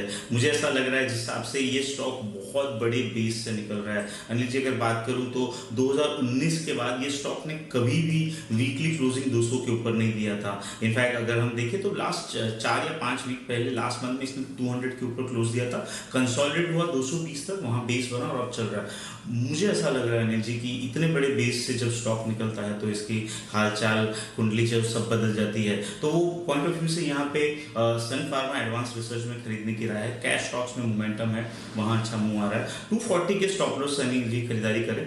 270 और 300 ये एम्बिशियस टारगेट के लिए मुझे लगता है सन फार्मा एडवांस रिसर्च में यहाँ पे खरीदारी कर दीजिए। बैलेंस शीट उतनी स्ट्रॉन्ग नहीं, ऑपरेटिंग प्रॉफिट कंसिस्टेंटली लॉस में ही है, लेकिन it's a research company of big pharmaceutical. तो मुझे लगता है कि ऑन सम पैरामीटर शायद कुछ नई रिसर्च वगैरह सामने आ सकती है, क्योंकि इतनी बड़ी बेस से निकल रहा है। मुझे लगता है it is a precursor to some positive news in the future.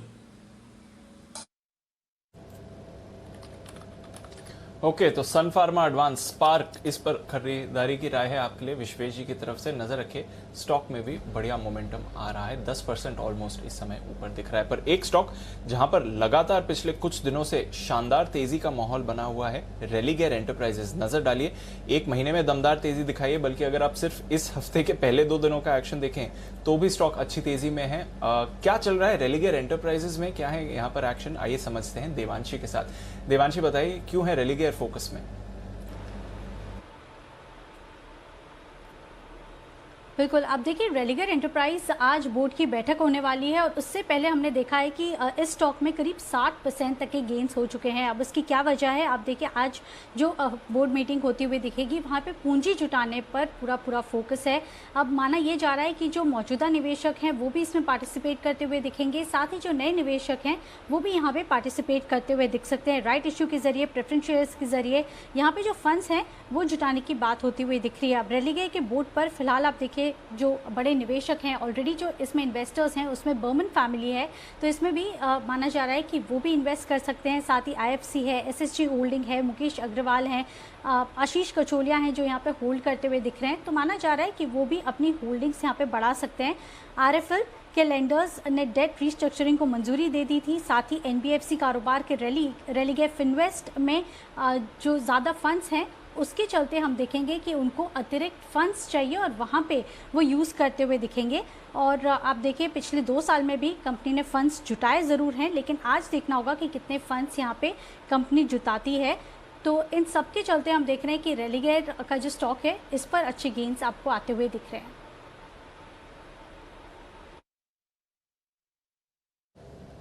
Okay, तो रेलिगेयर पर रखें नज़र। पुराना मामला है, पूर्व प्रमोटर्स की परेशानियां थी और अब लग रहा है कि फाइनली उसकी शैडो से कंपनी बाहर निकलते हुए दिख रही है। तो देखते हैं किस तरह का एक्शन बन सकता है। अनिल जी, आपने भी आइडेंटिफाई करा था इस फंड रेजिंग को लेकर, 4 तारीख को रेकमेंड भी किया था 124 के लेवल्स पर। तब तो आपने 130 135 के टारगेट दिए थे, वो उसी दिन अचीव हो गए, पर वहां से भी देखिए अच्छी रैली आ चुकी है। फाइनली ये मुद्दा आज सॉल्व हो सकता है रेलिगेयर का, सर? दीप, इस बात की संभावना कम है कि चेंज ऑफ मैनेजमेंट वाला मामला आज आपके सामने आए। तो एक स्टेक बेच देने वाला मामला, आप देखते हैं स्टेक कौन खरीदते हैं, किस प्राइस पर।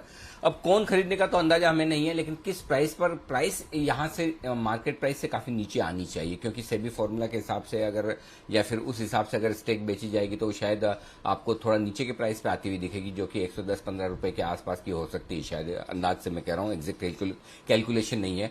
तो अगर आपको अच्छा मुनाफा हो रहा है तो एक बार प्रॉफिट बुक कर सकते हैं अगर आप शॉर्ट टर्म इन्वेस्टर हैं तो। और अगर आप लॉन्ग टर्म इन्वेस्टर हैं और आप टर्न अराउंड में विश्वास रखते हैं तो डेफिनेटली नए मैनेजमेंट के साथ रेलिगेयर डेफिनेटली टर्न अराउंड कर सकता है। जो स्टोरी हमने बताई कि इनके 3 बिजनेस है, ब्रोकिंग बिजनेस ठीक ठाक काम कर रहा है, NBFC बिजनेस सबसे ज्यादा मुश्किल में है, और तीसरा इंश्योरेंस बिजनेस है जो बहुत ही बेहतरीन है। तो एक बहुत अच्छा बिजनेस, एक न्यूट्रल सा, एक खराब सा बिजनेस। तो जब NBFC की तकलीफें दूर हो जाएगी तो रेलिगेयर की पूरी तरह से री रेटिंग हो जाएगी, तब ये स्टॉक आपको आराम से यहां से 200, 250, 300 और भी ऊपर के लेवल भी दिखेगा। तो अगर आप बिल्कुल शॉर्ट टर्म इन्वेस्टर हैं तो डेफिनेटली जो अलॉटमेंट होगा, चाहे बढ़िया से बढ़िया इन्वेस्टर हो, और अगर मार्केट प्राइस थोड़ा नीचे होता है तो एक बार थोड़ी प्रॉफिट बुकिंग आ सकती है। स्टॉक भाग भी चुका है तो बुक करके वापस से आप नीचे में एंटर कर लें, और लॉन्ग टर्म इन्वेस्टर हैं तो फिर कोई दिक्कत वाली बात नहीं। जी बिल्कुल, तो रेलिगेयर पर रखिए नजर। आज है बोर्ड बैठक, देखते हैं क्या फाइनल डिसीजन आता है फंड रेजिंग को लेकर, और फ्यूचर प्लान्स पर भी अगर कुछ कमेंट्री निकल कर आती है या नहीं। स्टॉक में रही है बढ़िया तेजी। एक और काउंटर जिसके बारे में हम सुबह बात कर रहे थे और अच्छी तेजी में रहा है, अनलॉक के लिए एक बड़ी थीम बन सकता है, इंटरग्लोब एविएशन, और इस पर दोनों तरफ के व्यूज भी बन रहे हैं। सैटरडे को इसके नतीजे भी आए थे, तो सही समय है bull versus bear InterGlobe Aviation पर। और कुशल और साथ ही वरुण हमारे साथ तैयार है ये एनालाइज करने के लिए। और कुशल, क्योंकि आपका बुल व्यू है, इसके लिए आपसे शुरुआत करते हैं। क्या बन रहा है इंटरग्लोब एविएशन के फेवर में आर्ग्यूमेंट? बिल्कुल। तो दीपांशु देखिए, अनलॉकिंग पर हमारा फोकस जो है लगातार बना हुआ है पिछले 2 हफ्तों से, और इसमें जो टूर्स एंड ट्रैवल वाली कंपनियां हैं वहां पर बड़ा फोकस है, और खासकर जो ट्रांसपोर्टेशन के मामले में अगर आप इंटरग्लोब एविएशन देखें तो बाजार का दिग्गज है, जो मार्केट शेयर है इनका काफ़ी सिग्निफिकेंट है, 53% से ज़्यादा का। और यहाँ पर सबसे पहली बात यही है कि जो घरेलू स्तर पर ट्रैवल वापस से रिज्यूम होता हुआ दिखेगा, खासकर जो फुल्ली वैक्सीनेटेड पीपल हैं उनके हिसाब से, और साथ ही जो अंतर्राष्ट्रीय ट्रैवल है, काफ़ी सारी देश जो है वो अब कहीं ना कहीं जो भी वैक्सीनेशन जिन भी लोगों का हो गया है, जो कंप्लीट वैक्सीनेशन जिनका हुआ है, उनको अब एक्सेप्टेबिलिटी बढ़ रही है। तो इनका जो करीब 20-22% रेवेन्यू इंटरनेशनल ट्रैवल के थ्रू भी आता है, वो भी एक अच्छा ट्रिगर बन सकता है आगे आने वाले समय के लिए। हम उम्मीद ज़रूर लगाएंगे कि हाँ कुछ भला हो सकता है इस कंपनी का, लेकिन पिछले क्वार्टर के रिजल्ट्स आपको साफ बताते हैं कि जो दिख रहा है वो ये है कि इस कंपनी की हालत ख़राब है। कंपनी के रेवेन्यूज़ हमारे अनुमान से कम रहे हैं। कंपनी का सबसे इंपॉर्टेंट देखिए जो एबिटार, जिसको कहीं ना कहीं ऑपरेशनल एफिशिएंसी मानी जाती है, 20% से कम होकर सीधे 10% पे आ गया, और ये क्वार्टर हुआ है। तो इससे आप अंदाज़ा लगा सकते हैं कि किस तरह की हालत इस कंपनी की ख़राब है। तो उम्मीद ज़रूर है कि कुछ हो सकता है, लेकिन जो दिख रहा है रिजल्ट्स में वो तो काफ़ी ख़राब है। बिल्कुल वरुण, आपने सही कहा। अभी रिजल्ट्स जो हैं हाल फिलहाल खराब हो सकते हैं, पर कहीं ना कहीं जो आगे के लिए अपॉर्चुनिटीज बन रही हैं कंपनी के हिसाब से वो काफ़ी पॉजिटिव है। इनफैक्ट काफ़ी सारे ब्रोकरेज हाउसेस भी इस पर बुलिश हो रहे हैं। पर यहाँ पर सबसे स्पेसिफिक बात जो मैं आपको पहले भी बता रहा था कि जो फुल्ली वैक्सीनेटेड लोग हैं, अब अगर वो इंटरनेशनल ट्रैवल करना चाहते हैं, और अगर जो हमारा देश है वो भी इंटरनेशनल बॉर्डर्स ओपन अप कर देता है, तो कहीं ना कहीं इनके लिए और ज़्यादा रेवेन्यू जनरेटिंग अपॉर्चुनिटीज़ बन रही है। और वैसे भी अगर आप डिमांड की बात करें तो कंपेयर टू रेलवेज, जिस तरह का अब प्राइस डिफरेंशियल रह गया है एयरलाइंस और रेलवेज में, हो सकता है कि काफ़ी सारी जो डिमांड है वो रेलवेज से अब एविएशन में शिफ्ट होती हुई दिखे, और गिने चुने प्लेयर्स ही हैं अभी एविएशन स्पेस में, तो इनको उस चीज़ का काफ़ी बड़ा फायदा हो सकता है बीइंग अ मार्केट लीडर। देखिए प्राइस डिफरेंस जरूर होगा, लेकिन आप देखिए इस कंपनी के लगातार ये कंपनी लॉसेस करते जा रही है। Q1, Q2, Q3 में भी 600 करोड़ का लॉस किया, और Q4 में तो इस कंपनी का लॉस जो है वो और भी बढ़ गया, करीब 1100-1200 करोड़ के आसपास बढ़ गया। सिर्फ यही नहीं कुशल, आप देखिए सबसे बड़ी दिक्कत इस कंपनी के लिए क्या है? सबसे बड़ी दिक्कत है फ्यूल कॉस्ट, जो लगातार बढ़ते जा रहा है। क्वार्टर 67% के आसपास फ्यूल कॉस्ट में बढ़ोतरी देखने मिली है, और अब तो लोग कच्चे तेल का 80-90 के आसपास का टारगेट दे रहे हैं। सोचिए अगर 80-90 तक फ्यूल कॉस्ट पहुंच गया, या फिर कच्चे तेल के दाम पहुंच गए, तो इस कंपनी का क्या होगा? ये जो नुकसान है वो यहां से और बढ़ सकता है। बिल्कुल नुकसान बढ़ सकता है, पर प्राइस भी बड़ी है। इनफैक्ट हमने तो पिछले दिनों देखा भी था कि जो लोअर लिमिट है वो भी इन्होंने बढ़ा, ये ओवरऑल एविएशन स्पेस में बढ़ती हुई दिखी थी। तो कहीं ना कहीं उसका जो पॉजिटिव फैक्टर है वो यहाँ पर हो सकता है कि पास ऑन होता हुआ दिखे। इनफैक्ट घरेलू यात्रा जो एयर ट्रैफिक है, वहाँ पर जो CEO है कंपनी के, वो ये कह रहे हैं कि दिसंबर अंत तक जो है आपको जो फरवरी लेवल्स में आपको जो एयर ट्रैफिक देखने को मिला था वो वापस से रिज्यूम होता हुआ दिखेगा। तो यहाँ पर काफ़ी पॉजिटिविटी वो डिमांड के लिहाज से एक्सपेक्ट कर चल रहे हैं। डेफिनेटली तो आने वाले दिनों में देखने मिलेगा, लेकिन अभी तो हालत खराब है। और आप देखिए इस कंपनी का जो प्लांट लोड फैक्टर है उसमें कोई भी बढ़त देखने नहीं मिले, तो उसका असर कहीं ना कहीं कंपनी के रेवेन्यूज में देखने मिला। और कुशल, मुझे याद है आप थोड़ी देर पहले कह रहे थे कि ब्रोकरेज हाउसेस किस तरह से बुलिश है। आप देखिए JP मॉर्गन इस पर अंडर वेट है, और 1400 रुपये के कहीं ना कहीं वो लक्ष्य दे रहे हैं। तो ब्रोकरेज हाउसेस बेरिश भी इस काउंटर पे, हालत खराब है, साफ दिखाई दे रहा है। आप बार ही हालत खराब बोल रहे हैं वरुण, पर यहाँ पर हालत अच्छी जो है वो क्रेडिट स्विस को साफ तौर पर नजर आ रही है। इनफैक्ट इंडिगो पर इनकी आउट परफॉर्म की रेटिंग दी है इन्होंने, और 2100 रुपए के लक्ष्य सुझा रहे हैं। चलिए, तो हालत ठीक होने के लिए क्रेडिट स्विस 2100 के लक्ष्य दे रहा है, लेकिन जो हालत खराब है उस पर JP मॉर्गन 1400 के लक्ष्य दे रहा है। तो ये हमारा बुल वर्सेस बेयर है। बीच का कोई रख लो भाव एकदम 1400 और 2100 का एवरेज ऐसा निकाल के कुछ current market price Anil ji जो भी है 1750 के आसपास। बाय द वे मौका मिलेगा अगर वरुण सपोज आपको कहीं जाना है, हाँ, और वहां पर सिर्फ एक ही इंडिगो की फ्लाइट जाती है, तो फिर आप उस फ्लाइट में जाएंगे या फिर आप ट्रेन लेंगे कि मैंने इंडिगो तो पसंद नहीं मुझे? अरे नहीं अनिल जी, मैं अपनी गाड़ी लेके चला जाऊंगा, ना फ्लाइट ना ट्रेन, कुछ नहीं चाहिए। फिलहाल तो हर जगह जाने से डर लग रहा है। अरे वाह, हाँ अभी तो खैर घर में रहे, स्टे होम स्टे सेफ, लेकिन जब भी खुले तब ध्यान जरूर रखें। चलिए, तो ये है इंडिगो पर दोनों तरफ की राय। तो एक फाइनल डिसीजन ले लिया जाए इंडिगो पर, और वो डिसीजन देंगे हमें चोपड़ा साहब, हमारे पैनल के वरिष्ठतम सदस्य। चोपड़ा साहब, इंडिगो बाय सेल होल्ड? पहले तो मुझे इस बात पे आपत्ति है, वरिष्ठतम आप हैं अनिल जी, उम्र से भी तजुर्बे से भी, और तो ये बात तो गलत हुई कि आपने मुझे बना दिया।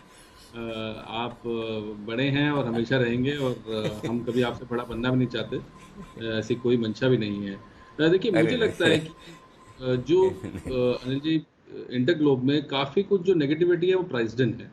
अगर हम फंडामेंटली देखें, जितना खराबी हो सकता था हो गया। अभी तो कितना लोग ट्रैवल ही नहीं कर रहे हैं, मगर क्या ये ट्रैवल नहीं होगा?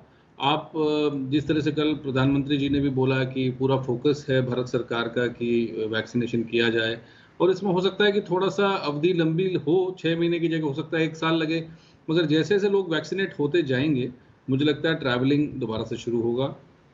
और भारत में ही नहीं, अभी तो इंटरनेशनल ट्रैवल भी शुरू होगा।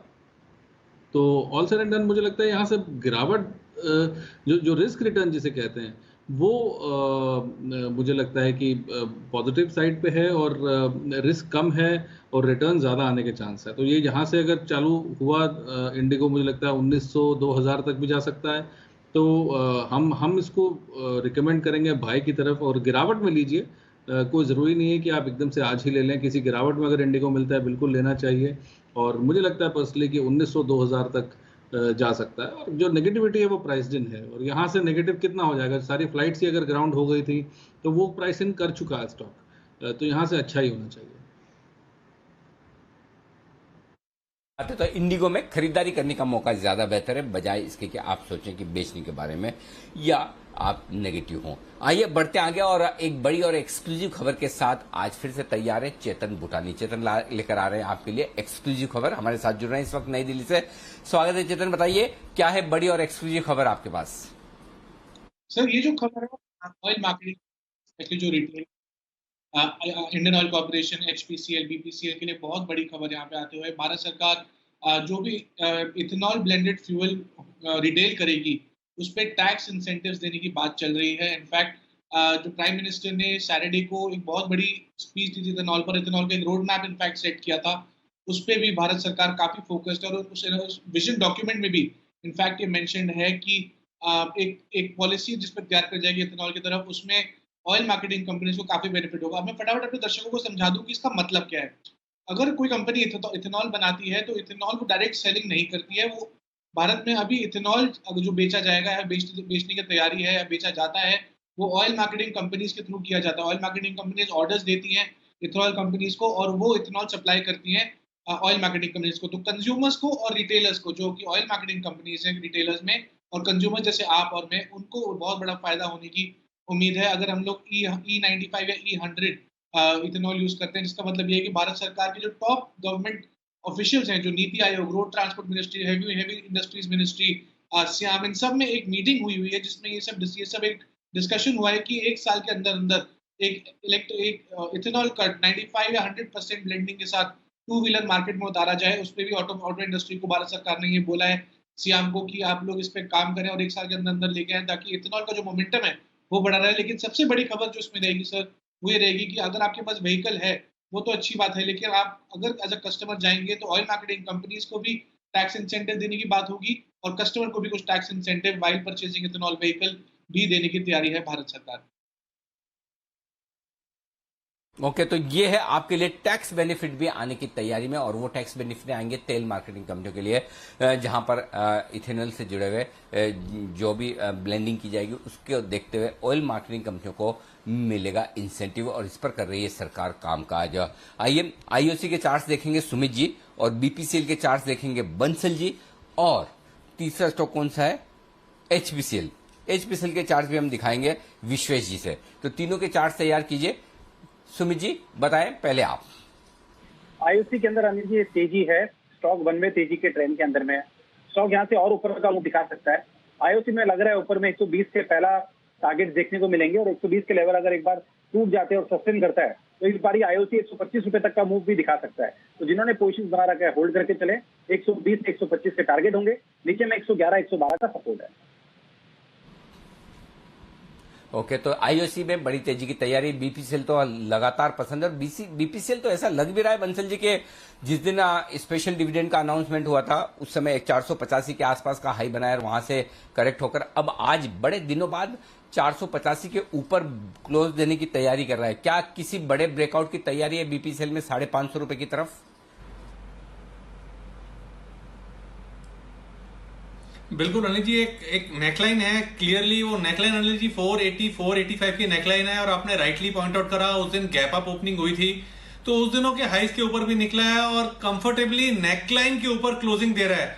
और एक चीज देखिए अनिल जी, काफी लोग चार्ट वार्ट देखते हैं तो एक तो नेकलाइन के ऊपर क्लोजिंग दे रहा है और नेकलाइन के नीचे डेली चार्ट पर एक छोटा राउंडिंग बॉटम पैटर्न फॉर्मेशन है, तो टेक्निकली तो अनिल जी संकेत है एक बड़ा बम फटने के, काफी तेजी से भागेगा ये और चांसेस है कल ओपनिंग सेशन में ही इसके अंदर 500 प्लस के लेवल्स देखने को मिले। बिल्कुल, और बीपीसीएल बड़ी तेजी के लिए तैयार होता हुआ दिख रहा है। डिविडेंड 58 रुपए का जेब में है, चिंता न करें, आगे पीछे आएगा, थोड़ा वक्त लगेगा, अगस्त के महीने में आने की संभावना है, लेकिन तब तक स्टॉक में है जबरदस्त तेजी और गर्मी और ये स्टॉक डे हाई पर पहुंचता हुआ दिख रहा है। आज 485 के ऊपर की क्लोजिंग पर नजर रखें और एक बार 485 के ऊपर फ्यूचर्स, कैश नहीं फ्यूचर्स लगाइए, 485 के ऊपर फ्यूचर 490 के आसपास पहुंच चुके हैं, तो यहां पर बढ़िया तेजी की तैयारी होती हुई दिख रही है और ऐसी एक बढ़िया तेजी की तैयारी शायद एचपीसीएल में भी होती हुई दिख रही है जो रहा है विश्वेश जी का पसंदीदा शेयर। विश्वेश जी देखिए इसके चार्ट्स। देखिए अनिल जी, एक इंटरेस्टिंग चीज है कि चार्ट डेफिनेटली अच्छा है और मैं चार्ट कहूंगा कि थोड़े लंबे होराइजन के पॉइंट ऑफ व्यू से बात करूंगा।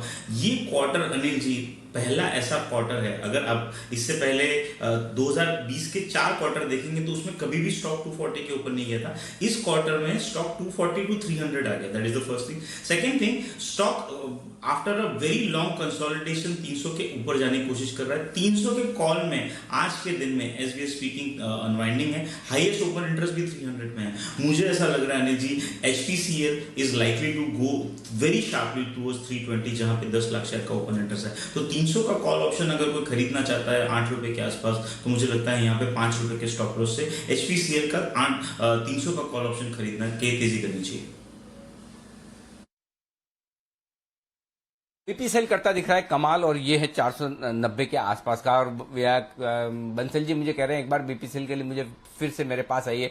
कई बार ऐसा होता है ना, हम एग्जाम में जाते हैं और एक क्वेश्चन का हमें क्वेश्चन पूछा जाता है, हम क्वेश्चन लिखना शुरू लिखते हैं और बाद में चौथे पांचवें क्वेश्चन पे अरे उसमें तो ये लिखना रह गया था, भूल गए थे, कुछ बात याद आती है, वापस पीछे जाते कॉपी में। शायद ऐसे ही कुछ बंसल जी के साथ हो रहा है। बंसल जी कुछ भूल गए थे उस समय?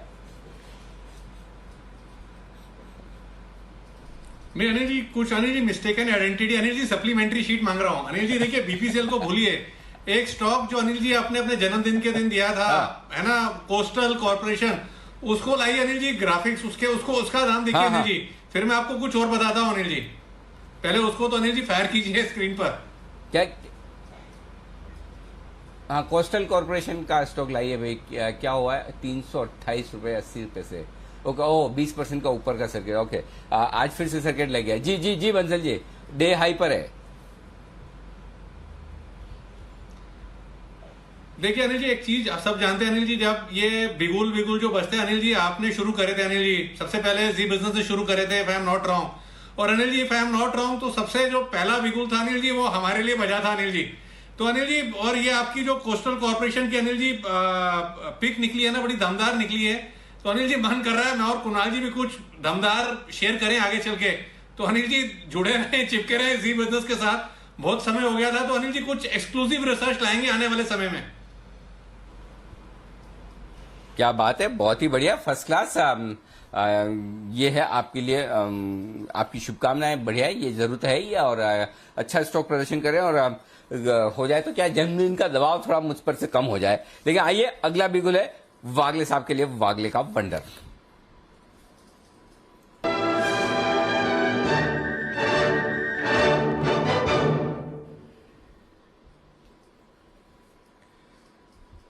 जी वागले साहब बताएं सर। अनिल जी मुझे टाटा मोटर्स में स्ट्रेंथ दिखती है, इम्पोर्टेंट हाई, कल का हाई इसने ब्रेक किया है, एक स्विंग हाई ब्रेक कर रहा है, तो मुझे लगता है ये 365 तक कल के मॉर्निंग सेशन में जा सकता है। अभी 364.50 355 के आसपास है। बीटीएससी के तौर पे ये कि यहाँ पर करंट भाव पे लगे 351 के सपोर्ट से 4 रुपए की आपकी रिस्क होगी। और मेरा टारगेट 363 to 365 की रेंज होगी और मुझे लगता है फर्स्ट सेशन में आना चाहिए।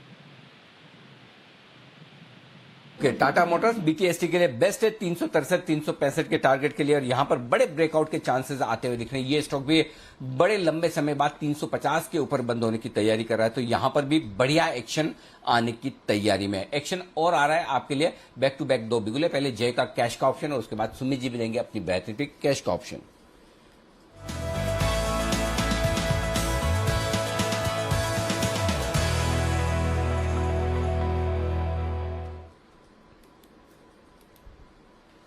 बताइए जय। Good afternoon to Anil ji. Anil जी, मेरा भी कॉल टाटा मोटर्स पे ही है। निफ्टी तो साइडवेज चल रहा है। आई मीन जैसे हमारा अनुमान था कि साइडवेज टू नेगेटिव बायस के साथ ट्रेड करना चाहिए और मॉर्निंग में अच्छी खासी डिप भी देखने मिली थी। अब मुझे ऐसा लग रहा है टाटा मोटर्स का 360 का स्ट्राइक का कॉल ऑप्शन खरीद कर चलना चाहिए। 12 रुपये 20 पैसे 25 पैसे के आसपास ट्रेड कर रहा है ये। 9 रुपये 65 पैसे का एक स्टॉप लॉस रहेगा। 15 रुपये 75 पैसे पहला टारगेट रहेगा। सेकंड टारगेट 70 का रहेगा। ये 2 टारगेट्स के लिए टाटा मोटर्स का 360 के स्ट्राइक का कॉल ऑप्शन खरीदे। जो वागले जी ने कहा बिल्कुल मैं वो बात से सहमत हूँ। उनका बीटीएसटी है, ये भी आप बीटीएसटी के हिसाब से ही ले सकते हैं कैश फ्लो ऑप्शन में। मुझे ऐसा लग रहा है कि ओपनिंग में या तो कल पूरे दिन में एक अच्छा मोमेंटम हमें टाटा मोटर्स में देखने मिलना चाहिए। बहुत ही बढ़िया ब्रेकआउट के बाद एक फॉलो अप बाइंग देखने मिल रही है। ब्रेकआउट आज नहीं आया, ब्रेकआउट तो ऑलरेडी आ चुका था लास्ट 2 सेशन में। आज फॉलो अप बाइंग आ रहा है। यू कैन से कि पार्शियल रीटेस्ट होकर के या तो पार्शियल गैप फिलिंग कर ये स्टॉक में फिर से एक अच्छा रिवर्सल देखने मिल रहा है। मुझे ऐसा लग रहा है कि फिर से 52 वीक्स हाई ये स्टॉक लगाएगा। बहुत ही नज़दीक है वो करने में। एंड ऑटो ओवरऑल अच्छा ही कर रहा है। ओवरऑल ऑटो पैक जिसमें खास करके 4 व्हीलर अगर हम देखें तो और बेहतर कर रहे हैं। सो टाटा मोटर्स रहेगा मेरा पिक। बिल्कुल बढ़िया एक्शन की तैयारी है टाटा मोटर्स में, और 360 रुपए का कॉल ऑप्शन खरीदिए। वाकई में अच्छी तेजी के लिए और डे हाई पर जाकर बढ़िया ब्रेकआउट के साथ बंद होने के लिए तैयार होता दिख रहा है। तो 2 स्टॉक कल के लिए साफ नजर आ रहे हैं जो बढ़िया ब्रेकआउट दे रहे हैं। एक है बीपीसीएल जिसका अभी हमने जिक्र किया, और दूसरा है टाटा मोटर्स, ये भी कल के लिए तैयार होता दिख रहा है। अगर कल थोड़ा भी मार्केट ऊपर खुला तो ये दोनों स्टॉक कमाल करते हुए नजर आएंगे। कमाल करते हुए दिखेगा एक और स्टॉक बता रहे हैं सुमित जी, सुमित का सुपर हिट।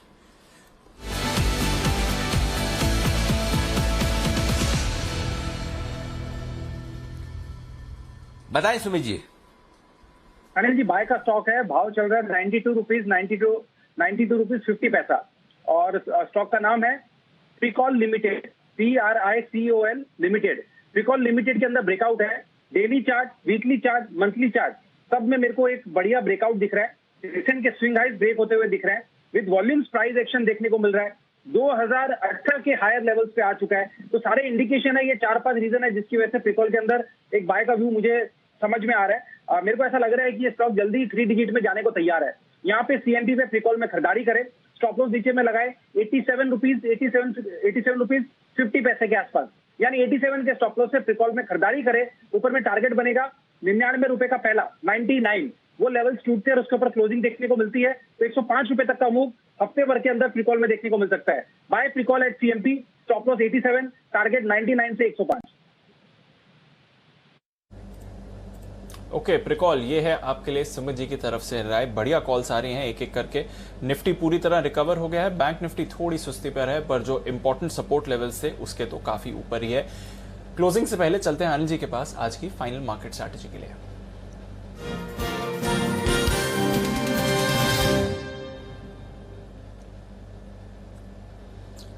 सर, थोड़ी सुस्ती है डाउ फ्यूचर्स में, मामूली सी गिरावट है 15-20 पॉइंट्स की। नास्डैक फ्यूचर्स पॉजिटिव ट्रेड कर रहा है। यूरोप के बाजार भी अब थोड़ा और मोमेंटम पकड़ के पॉजिटिव ही होल्ड करते हुए दिख रहे हैं। रुपए में आज आपने स्ट्रेंथ देखी है सर। कच्चे तेल में हल्की गिरावट है। गोल्ड भी एक दायरे में ही है। तो ठीक ठाक क्यूज आ रहे हैं ग्लोबल मार्केट से। क्या करके जाना चाहिए सर? दीप अपनी पोजीशन बरकरार रखें, चाहे तेजी की हो चाहे मंदी की हो। और वो मैं इसलिए कह रहा हूं क्योंकि बाजार एकदम बैलेंस्ड है इस वक्त। थोड़ा सा बायस तेजी की तरफ ज्यादा है, इसमें कोई डाउट नहीं, क्योंकि पीछे का ट्रेंड आपको सपोर्ट कर रहा है, अच्छी क्लोजिंग भी। लेकिन ऐसा नहीं कि आज मंदी वालों के लिए कुछ नहीं है, थोड़ा सा रुका भी है मार्केट। तो दोनों तरफ के आपके अगर पोजीशन है 15,750 के आसपास आप बंद हो रहे हैं। मैं आपको यही कह रहा था कि लगभग इसी के आसपास, इसके हल्का सा नीचे आप बंद होते हुए दिखेंगे। एग्जैक्टली पूरे आखिरी 1 घंटे में निफ्टी बैंक निफ्टी ने कुछ नहीं किया, लगभग उन्हीं लेवल के आसपास बंद होते दिख रहे हैं। 34,935 सपोर्ट रेंज है, बैंक निफ्टी उसी रेंज के आसपास बंद होता दिख रहा है। तो अब आपको क्या करना है? अगर आपकी तेजी की पोजीशन है तो एक काम करिए, पहला बैंक निफ्टी पर 34,900 का पुट ऑप्शन आपको खरीद कर जाना चाहिए ताकि आपकी हेजिंग हो जाए, और जरूर से खरीद कर जाना चाहिए 34,900 का पुट ऑप्शन। निफ्टी में अगर आपकी तेजी की पोजीशन है तो आप एक काम कर सकते हैं, 15,600 का पुट ऑप्शन खरीद सकते हैं ताकि आपकी हेजिंग रहे। दूसरा तरीका ये कि आप 16,000 का या 15,900 का कॉल ऑप्शन भी बेच सकते हैं। दोनों में से जो काम आपको ठीक लगे, कॉल बेचकर जाना है तो 15,900 का या 16,000 का कॉल बेच लें, अदरवाइज 15,600 का कॉल पुट ऑप्शन खरीद कर आप हेज कर लें। बैंक निफ्टी में आराम से आप 35,500 का कॉल ऑप्शन बेच सकते हैं, कोई हर्ज नहीं है वो, अगर आपकी लॉन्ग पोजीशन है तो उसके सामने, और अगर शॉर्ट पोजीशन है तो फिर आप आराम से 15,500 का कॉल ऑप्शन खरीद लिए। वैसे नक भी खरीदें तो कोई दिक्कत नहीं। तो कुल मिलाकर आप हेजिंग रखें, कोई बहुत बड़ा गैप डाउन गैप अप होने की संभावनाएं कम है, लगभग उन्हीं के आसपास बाजार रहने की संभावनाएं ज्यादा दिख रही। तो कोई खास बड़ी तेजी या मंदी का एक्शन नहीं है। तो ट्रेंड जो तेजी का बना हुआ है वो बना हुआ है। आज की क्लोजिंग भी कोई ऐसी नहीं है जिसकी वजह से आपका ये ट्रेंड डिस्टर्ब हो। तो मुझे लगता है कि अब तक की सेकंड बेस्ट क्लोजिंग मिलेगी। दीप 15,751 की क्लोजिंग कल हमने देखी थी, लाइफ टाइम हाई, आज उससे 5-10-15 पॉइंट नीचे बंद होंगे तो अच्छी क्लोजिंग मानी जाएगी। जी बिल्कुल सर, अच्छी क्लोजिंग मानी जाएगी, अच्छा एक्शन है। अगर पोजीशन होल्ड कर रहे हैं तो फिर जरूर से जरूर हेज करके जाएं। आइए क्लोजिंग से पहले जल्दी से बैन से बेनिफिट भी ले लेते हैं। आशीष बिगल नहीं बताऊंगा, बताएं क्या अपडेट्स हैं बैन से बेनिफिट के लिए। दीपांशु देखिए, 4 स्टॉक जो बैन में वो बैन में बने रहेंगे। किसी भी स्टॉक की मार्केट वाइड पोजीशनमेंट फिलहाल 80% से नीचे नहीं घटी है, लेकिन एक स्टॉक पर फोकस कीजिए। नाल्को यहाँ पर देखिए तो अच्छा उछाल देखने को मिला है पोजीशंस में, 102% हो गई है मार्केट वाइड पोजीशनमेंट। निश्चित है कि नाल्को जो है बैन में आएगा, बाकी के जो चारों स्टॉक है वो बैन में बने रहेंगे। ओके, तो बाकी जो 4 स्टॉक्स हैं वो बने रहेंगे और पॉसिबिलिटी है कि नैल्को भी बैन में आ सकता है। सन टीवी, सेल, इंडिया बुल्स हाउसिंग और पीएनबी ये बैन में बने रहेंगे। चलिए फिर क्लोजिंग की तरफ चलते हैं। निफ्टी ने तो अपने लॉसेस रिकवर कर दिए, मामूली सी गिरावट के साथ क्लोजिंग के लिए तैयार है। बैंक निफ्टी में जरूर आपने आज सुस्ती देखी है, पर ऑटो स्टॉक्स पर बढ़िया मोमेंटम आया और आईटी स्टॉक से पार्टिसिपेशन आपको आते हुए दिखा। टाटा मोटर्स टॉप गेनर 3% की तेजी के साथ। इसके अलावा टेक महिंद्रा, एचसीएल टेक, इन्फोसिस यहां पर अच्छी खरीदारी बनती हुई दिखी। आईटीसी और एचयूएल इसने भी दिया है बाजार को सहारा। टाइटन पर भी आपने खरीदारी का मोमेंटम बनते हुए देखा है। भारती एयरटेल आज लंबे समय बाद तेजी में आया है। और ऑयल मार्केटिंग कंपनीज इसके बारे में अच्छी खबर लेकर हम थोड़ी देर पहले ही आए थे एक्सक्लूसिव खबरों के साथ। आईओसी, बीपीसीएल दोनों में ही अच्छी खरीदारी रही है। एडवांस डिक्लाइन रेशियो ज्यादातर फेवरेबल ही रहा, हालांकि मेटल स्टॉक्स में आज आपने मुनाफा वसूली फिर देखी है। हिंडाल्को, टाटा स्टील, जेएसडब्ल्यू स्टील थे आपके टॉप लूजर, साथ ही कोटक, एचडीएफसी लिमिटेड, बजाज फिनसर्व, आईसीआईसीआई बैंक, एक्सिस बैंक और रिलायंस में भी गिरावट की वजह से निफ्टी आप देख रहे हैं कि एकदम सपाट बंद होने की तैयारी में दिख रहा है। वायदा कारोबार का आज टॉप गेनर था पीरामल एंटरप्राइजेस। 10% के सर्किट लगने के बाद भी थोड़ी और खरीदारी आती हुई दिखी। 2180 के लेवल्स के करीब क्लोजिंग के लिए तैयार। केमिकल स्टॉक्स में जबरदस्त एक्शन। नवीन फ्लोरिन, पीआई इंडस्ट्रीज, एसआरएफ, दीपक नाइट्राइट, आरती इंडस्ट्रीज, इन सभी स्टॉक्स पर आपने अच्छी खरीदारी बनते हुए देखी। साथ ही बायोकॉन और ग्लेनमार्क में अच्छा मोमेंटम दिखा। कोफोर्ज में एक फ्रेश खरीदारी। एलएनटी इन्फोटेक यहां पर भी अच्छा मूव और माइंड्री नए लाइफ हाई की तरफ। इंटरग्लोब एविएशन 2% ऊपर। यूनाइटेड ब्रूरीज ये भी 1400 के ऊपर इंट्राडे में गया, 1380 की क्लोजिंग देता हुआ। और आईआरसीटीसी लगातार दूसरे दिन इस पर भी पॉजिटिव एक्शन देखा। दूसरी तरफ एनएमडीसी, नैल्को, वोल्टास, बीएचईएल, कैनरा बैंक, एम्फोसिस, चोला इन्वेस्टमेंट और आईडीएफसी फर्स्ट बैंक कुछ लूजर्स रहे। पर अनिल जी, मामूली सी गिरावट के साथ क्लोज हुए निफ्टी पर। ऑफकोर्स बैंक्स के लिए आज थोड़ा भारी गिरावट वाला दिन रहा, 350 पॉइंट्स नीचे बैंक्स की closing. Sir, mid cap small cap वहां का एक्शन बरकरार है और एक और नए रिकॉर्ड क्लोज कुछ मिड कैप और स्मॉल कैप इंडेक्सेस दिखाते हुए। सर बिल्कुल, तो ये रही आज की आपके लिए क्लोजिंग। हल्के नुकसान के साथ बाजार बंद होते हुए दिखे। 10 पॉइंट नीचे निफ्टी और 50 अंक नीचे सेंसेक्स, लेकिन हाँ बैंक निफ्टी जरूर 350 अंक नीचे 35,075 का जो हम सपोर्ट लेवल बोल रहे थे उसके बेहद करीब बंद होता हुआ आपके लिए। बाजार बंद होने के बाद का एक्शन आपके लिए रख दिया जाए। शाम 5 बजे का शो, मुफ्त वैक्सीन का ऐलान, क्या है प्लान। कोरोना संकट के बीच पीएम मोदी ने सभी राज्यों को मुफ्त वैक्सीन देने का ऐलान किया है। इंटरनेशनल योगा डे यानी कि 21 जून से वैक्सीनेशन का काम राज्य सरकारें नहीं बल्कि केंद्र सरकार करेगी और इसमें 18+ वाले सभी लोगों को भी फ्री वैक्सीन दी जाएगी। दिसंबर तक वैक्सीनेशन का काम पूरा हो जाएगा। पीएम के ऐलान के बाद कई सारे सवाल हैं कि जैसे वैक्सीन की जहां मांग ज्यादा है, उत्पादन कम है, तो सरकार कैसे ये टारगेट पूरे करेगी, राज्य किस तरह से डिस्ट्रीब्यूट इसे राज्यों के बीच में किया जाएगा, और सबसे बड़ी बात है क्या 135 करोड़ की आबादी को दिसंबर तक वैक्सीन लग पाएगी। इन्हीं पर हम करेंगे खास बातचीत आईसीएमआर के पूर्व डीजी प्रोफेसर एन.के. गांगुली से। महाराष्ट्र कोविड टास्क फोर्स के मेंबर डॉक्टर गौतम बंसाली साहब से हम करेंगे बातचीत शाम 5 बजे। आज जुड़िएगा जरूर। 6:30 बजे हम आपसे बात करेंगे कि किसी भी शेयर में निवेश करने के पहले आप उस कंपनी के बारे में होमवर्क करते होंगे, जैसे कंपनी की वैल्यूएशन, चार्ट, हिस्ट्री, ये क्या कुछ काफ़ी है या कंपनी को किसी कंपनी में शेयर अगर आपको खरीदना है तो उससे पहले आपको क्या कुछ देखना चाहिए। तो शेयर चुनने के 5 तरीके हम आज शाम को 6:30 बजे आपको बताएंगे। और रात 8 बजे होगा इंडिया 360 डिग्री। इंडिया 360 डिग्री में हम बातचीत करेंगे कोरोना काल की कुछ खास खबरों की, नए वेरिएंट की दस्तक। कोरोना की दूसरी लहर का कहर अभी खत्म नहीं हुआ, लेकिन एक नया खतरा सामने आता दिख रहा है। देश में कोरोना के एक नए वेरिएंट की एंट्री हो चुकी है, जो कि अब तक का सबसे खतरनाक माना जा रहा है। क्या है ये नया वेरिएंट, भारत में एंट्री कैसे हुई है और इससे कैसे पहचानना है, कैसे बचना है, ये बताएंगे हम नए वेरिएंट की दस्तक। वहीं दिल्ली, महाराष्ट्र समेत कई राज्यों में अनलॉक की तैयारी शुरू हो चुकी है, अनलॉक हो भी गया है। लापरवाहियों की ढेर सारी तस्वीरें सामने आ रही हैं, जिसे देखकर आप परेशान हो जाएंगे। हम आपको कोरोना के नियम तोड़ते हुए शहरों की रिपोर्ट्स दिखाएंगे और बताएंगे कि फिर से ये लापरवाही आप पर, हम पर, सब पर पड़ सकती है भारी। ये लापरवाही पड़ेगी भारी, ये है हमारी आज की तीसरी कवर स्टोरी, मिस मत कीजिएगा। तो ये है आज शाम का आयोजन। आइए फाइनली क्लोजिंग जो हुई है मैं आपके सामने रख दूं। निफ्टी 15,740 सेकंड बेस्ट क्लोजिंग है अब तक की और लाइफ टाइम हाई इंट्राडे में हमने बनाया है। बैंक निफ्टी 358 अंक नीचे है, यहाँ पर 35,000 से थोड़ा सा ऊपर बंद हुआ है। सेंसेक्स 52,275 पर बंद होता हुआ दिखा है 52 अंकों के नुकसान के साथ। तो ये है आज का पूरा कार्यक्रम आपके लिए। बाजार एकदम शांति के साथ ट्रेड करते हुए बंद हुए, दिन भर सीमित दायरे में रहे और वही हाल दुनिया भर के बाजारों का है, नैस्डैक और डाउ के फ्यूचर्स का भी। आइए विदा लेने का वक्त है। वागले साहब, चोपड़ा साहब, कुणाल जी, राकेश जी, सुमित जी, विश्वेश जी और जय ठक्कर साहब, आप सबका बहुत बहुत शुक्रिया हमारे लिए वक्त निकालने के लिए। कल है बुधवार और फिर होगी आपसे मुलाकात कल सुबह। तब तक मुझे और दीप को दीजिए इजाजत। नमस्कार।